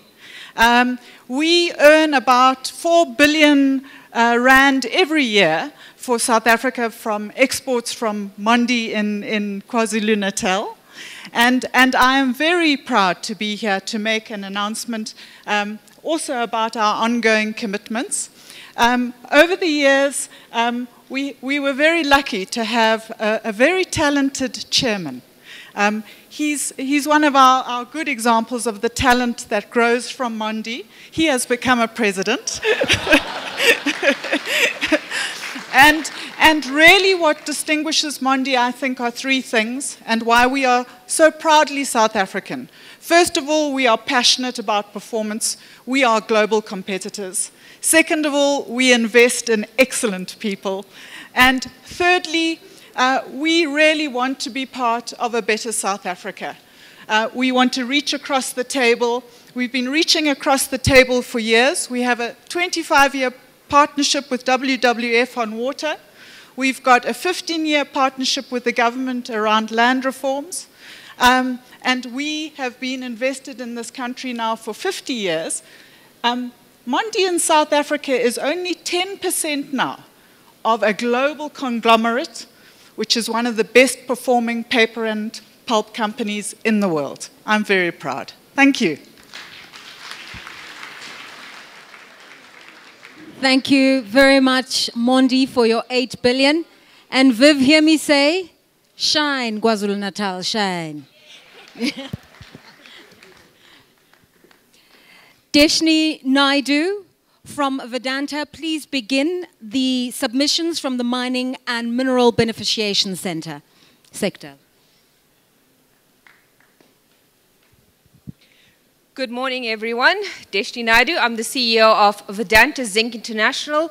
We are the custodian of Vedanta Resources zinc assets in Africa.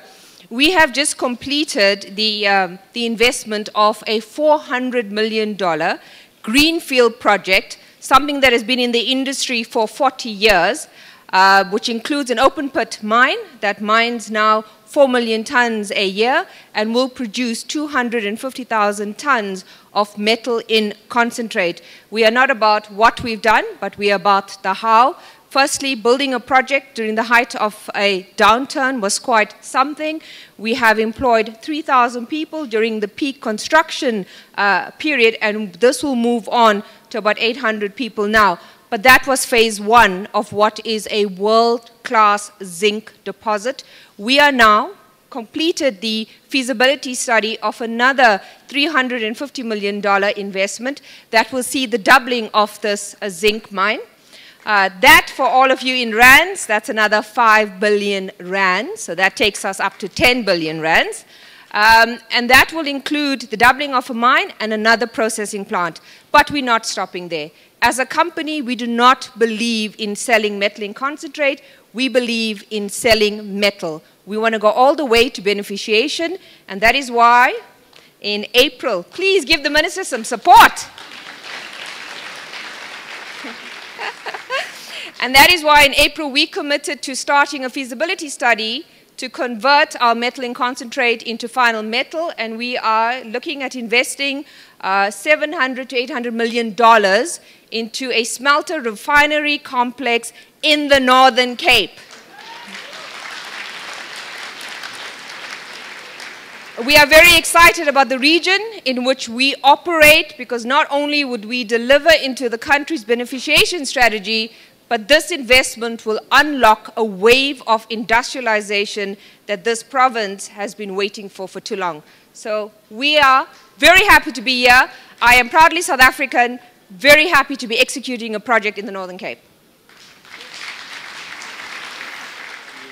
Thanks so much to you, Deshni Naidu. More than 21 billion. Gentlemen, can you see what's happening here? Do you see how those leaps? They start at 7, 8, 21. This is serious. These guys have got it. Thank you, Deshni. Fortune Mojapelo from Bushveld Minerals. Do you want to come and tell us more?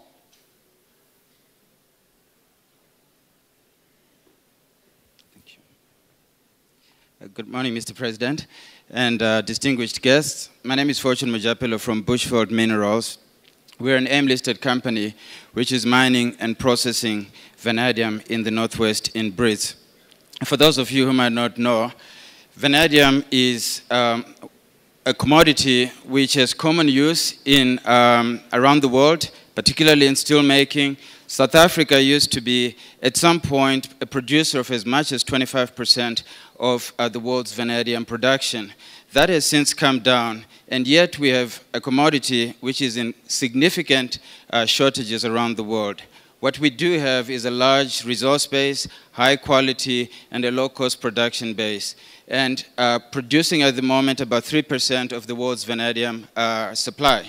Our intention as a company is to grow this is to expand and return South Africa to what we believe is its rightful place in the world of vanadium production. And to do this means a few things. One, it means expanding our processing and our production capacity from the current levels of 3,000 to as much as 10,000 tons of vanadium per annum within the next 3 to 5 years. It also means making sure that every unit of vanadium we produce, we beneficiate it to the fullest extent. And to that extent, we also are quite active in the energy storage industry, where we've been working with Industrial Development Corporation to build facilities for production of vanadium electrolyte and in time for assembling these batteries in South Africa. To do all of this, we envisage spending up to about 2.5 billion rands within the next 3 years, and that's going to be a combination of acquiring assets, developing the assets we've got, and scaling up our production base. And we're very delighted to be part of this drive, and again, as I said, to return South Africa to what we believe is its rightful place in the world of vanadium. Thank you so much, the President. Thank you so much for your 2.5 billion. I mean, my tally is already saying we're reaching about 40 billion rands so far of the 1.2 trillion that's been sought. So we're doing really, really well. Submission number 5, Patricia Magesha from Ivanplats. Please tell us your story. Thank you, Lerato. Morning, Mr. President. Morning, my Minister of Mines. Honorable guests, ladies and gentlemen. I come to present to you and announce a legacy project called Ivanplats, a platinum mine that is going to be highly mechanized. Minister, you'll never hear of any safety incidents when we are in production, because everything will be technology. So gone are the days of all the LTIs. Platreef project has 3 major shareholders: Ivanhoe Mines, the Japanese consortium led by Itochu, and our 26% BEE partners. And by saying BEE partners, I mean the real broad-based black economic empowerment. 26% went to the communities of Mokopane. 20% is in the community trust, 3% is with our employees, and the other 3% is with our entrepreneur, all local-based. So I'm glad to announce that we have actually spent 4.5 billion so far in developing this project, and we are not even yet extracting any mineral out of the ground. I'm proud to be South African. Thank you. And we're grateful for your contribution, Patricia and Ivanplats. Ndade Andile Sango, Anglo-American. I mean, I want to hear big numbers now. Big numbers. Thanks, Lerato. Good morning, Mr. President, distinguished guests, and all protocol observed. My name is Andile Sango. I'm here in my capacity as the executive head of Anglo-American in South Africa and represent all the business units, namely Anglo-American Platinum, De Beers Consolidated Mines, Kumba Iron Ore, and Anglo-American Coal South Africa. We believe that our mining sector is well poised to attract the much needed investment to support job creation and growth. Mr. President, we are encouraged by the Tumamina call to lend a hand to build a better South Africa for all. Honorable President, we have heard your clarion call, and we as Anglo-American are proud to present our investment commitment in South Africa over the next 5 years.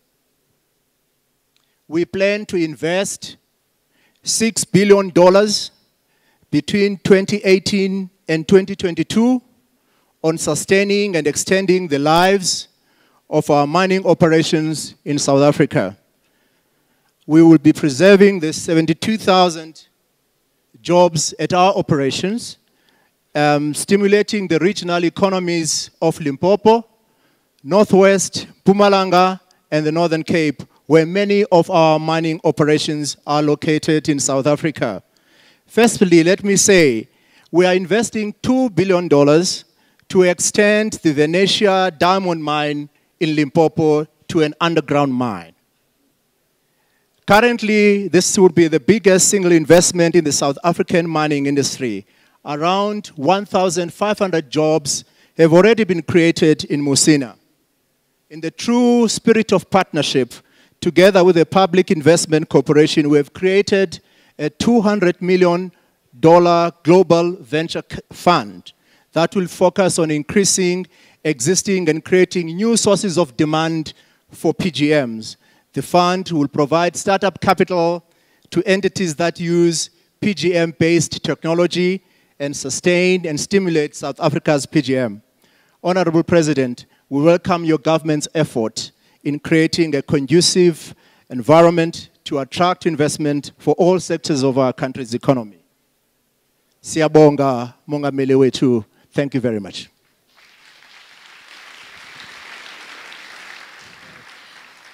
So, please, Mr. President, shake his hand and then I'll say what I needed to say.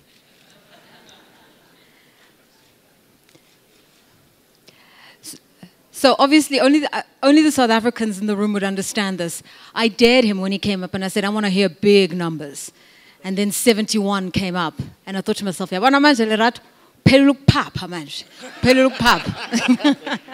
congratulations. Thank you so much.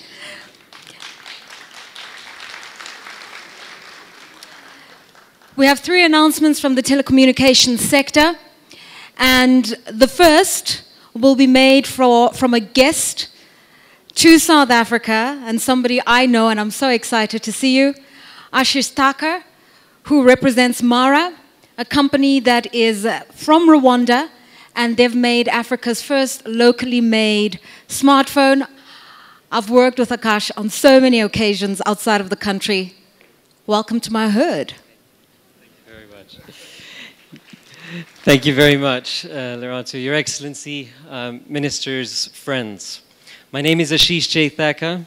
I'm the founder of Mara Corporation, which is an African company with presence in 25 African countries, headquartered in Rwanda. Africa today has over 400 million smartphones. In the next few years, we're going to have over 1 billion smartphones on our continent.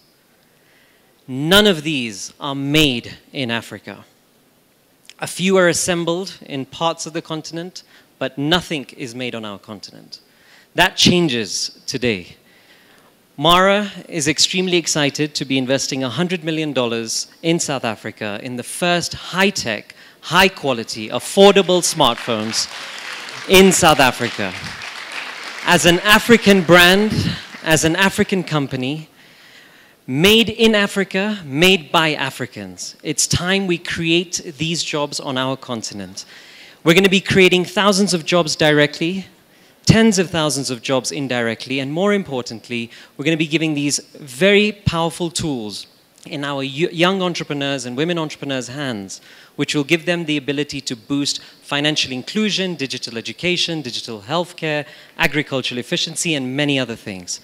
Your Excellency, I'd like to thank you personally for making us come to South Africa earlier than planned, and thank you and your government for making the process extremely smooth and simple.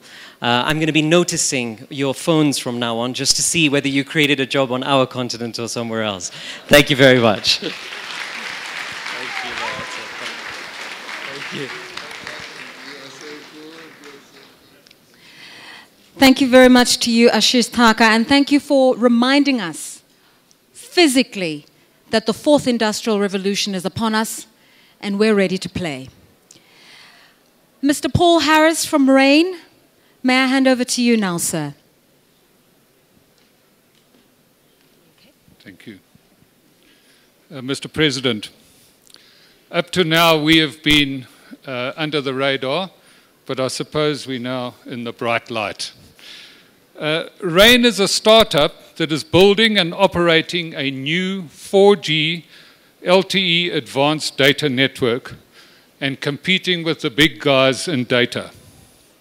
It uses its underutilized 4G spectrum allocations without the legacy and cost of building and maintaining 2G and 3G networks.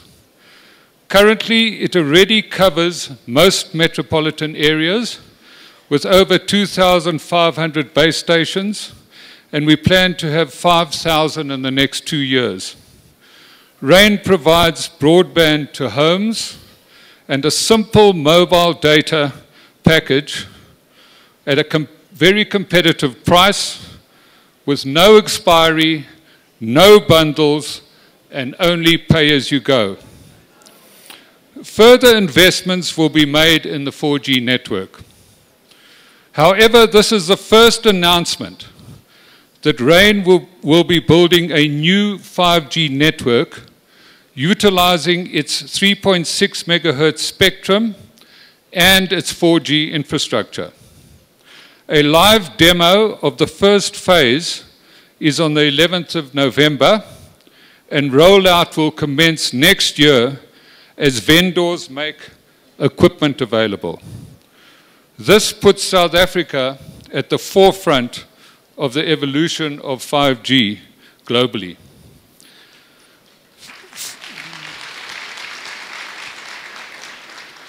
"5G is a game changer in last mile connectivity by providing fiber-like speeds and low latency to underserviced areas without the cost, time delays, and complexity of laying fiber. It will enable a full ecosystem from individuals to SMEs to the education sector to participate at the outset of the fourth industrial revolution. Access to affordable and fast broadband is a strong driver of GDP growth, employment, and the modernization of an economy, and Rain is determined to play a part. We are proudly South African, and this is a manifestation of our confidence in the new dawn of South Africa. Thank you. Well done. Paul Harris resurrected. Thank you very much. And I'm sure in one of the breakaway sessions focusing on innovation and ICT, we'll find out more about Rain and other innovations to that effect. Basil Judos, was that good?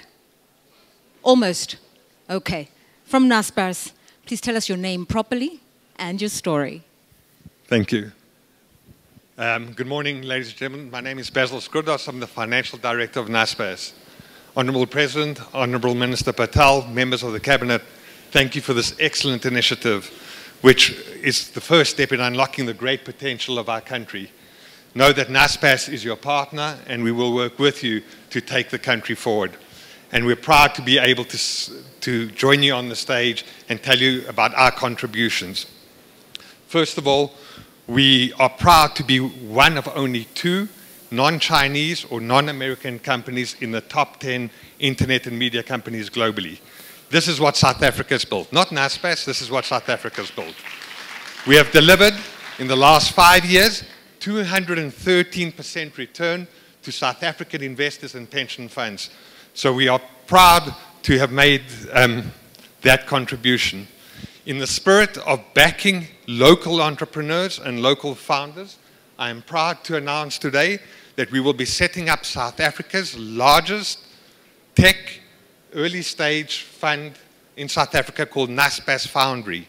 We are committing in the early part of this journey 1.4 billion rand, and we hope to significantly expand that investment. In addition, we will be contributing a further 3.2 billion rand to the early stage startups that we are already backing in South Africa, taking the total contribution to 4.6 billion rand. And we believe we are well on the path of exceeding the 8 billion rand that we've recently invested in South Africa in building some of the leading technology and media companies in the country. And then to underpin all of this, we have recently announced an initiative called Naspers Labs to bring the youth off the streets, to empower them with the knowledge, the tools, and the skills to actually become the people who approach Naspers Foundry for the investment in the next startup. And then our final thing that I'd like to call out is we've recently announced that we will transfer for no consideration 5% of our holding in MultiChoice South Africa, which is our largest and most successful business in South Africa, to Phuthuma Nathi, which is one of South Africa's best and most successful black economic empowerment schemes, making a further contribution to black economic empowerment in South Africa. Thank you very much. Thank you, Mr. President. Fantastic.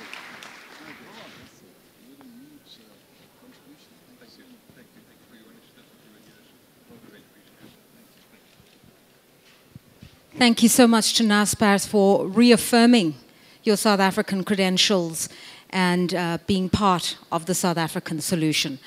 Finally, I'm going to tell you about their contribution because they're too shy to do it themselves.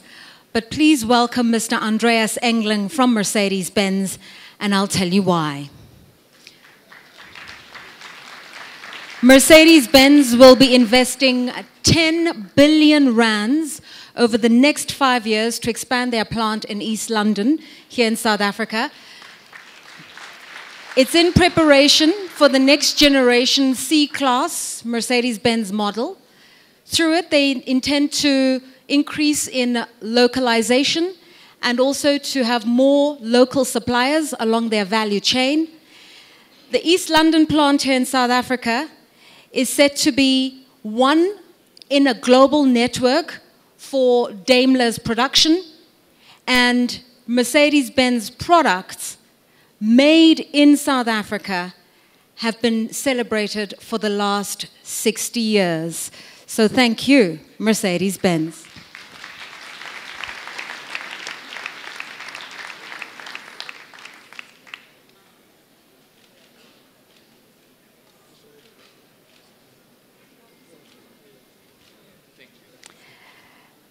Thank you very much to all the companies that have already made their contributions towards the investment financing that South Africa is raising and looking to spend over the next 5 years.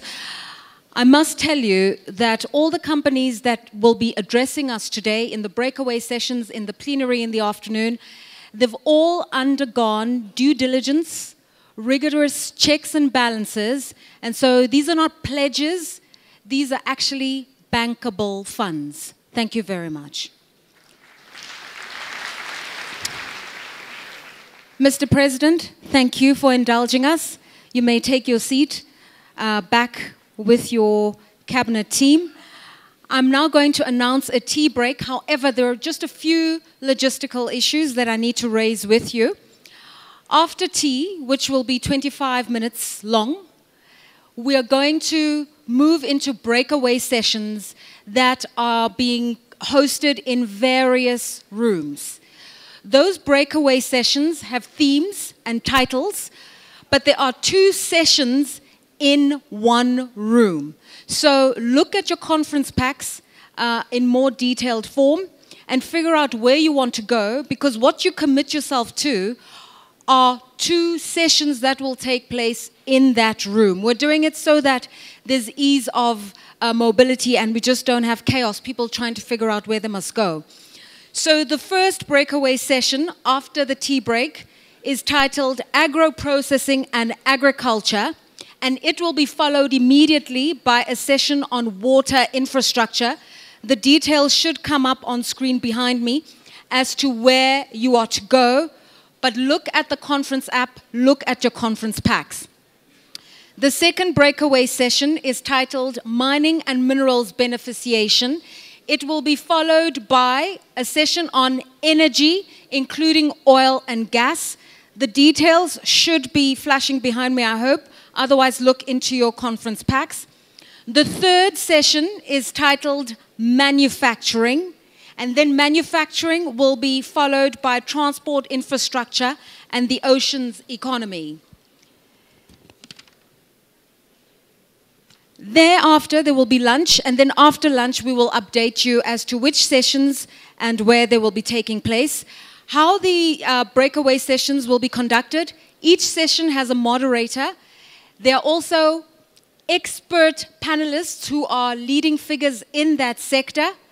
And then there are 2 cabinet ministers who will join the panel to answer any regulatory and policy issues that you'd like answered. If that is all clear, you've been a fantastic audience for the plenary. We will see you later. Please enjoy your tea.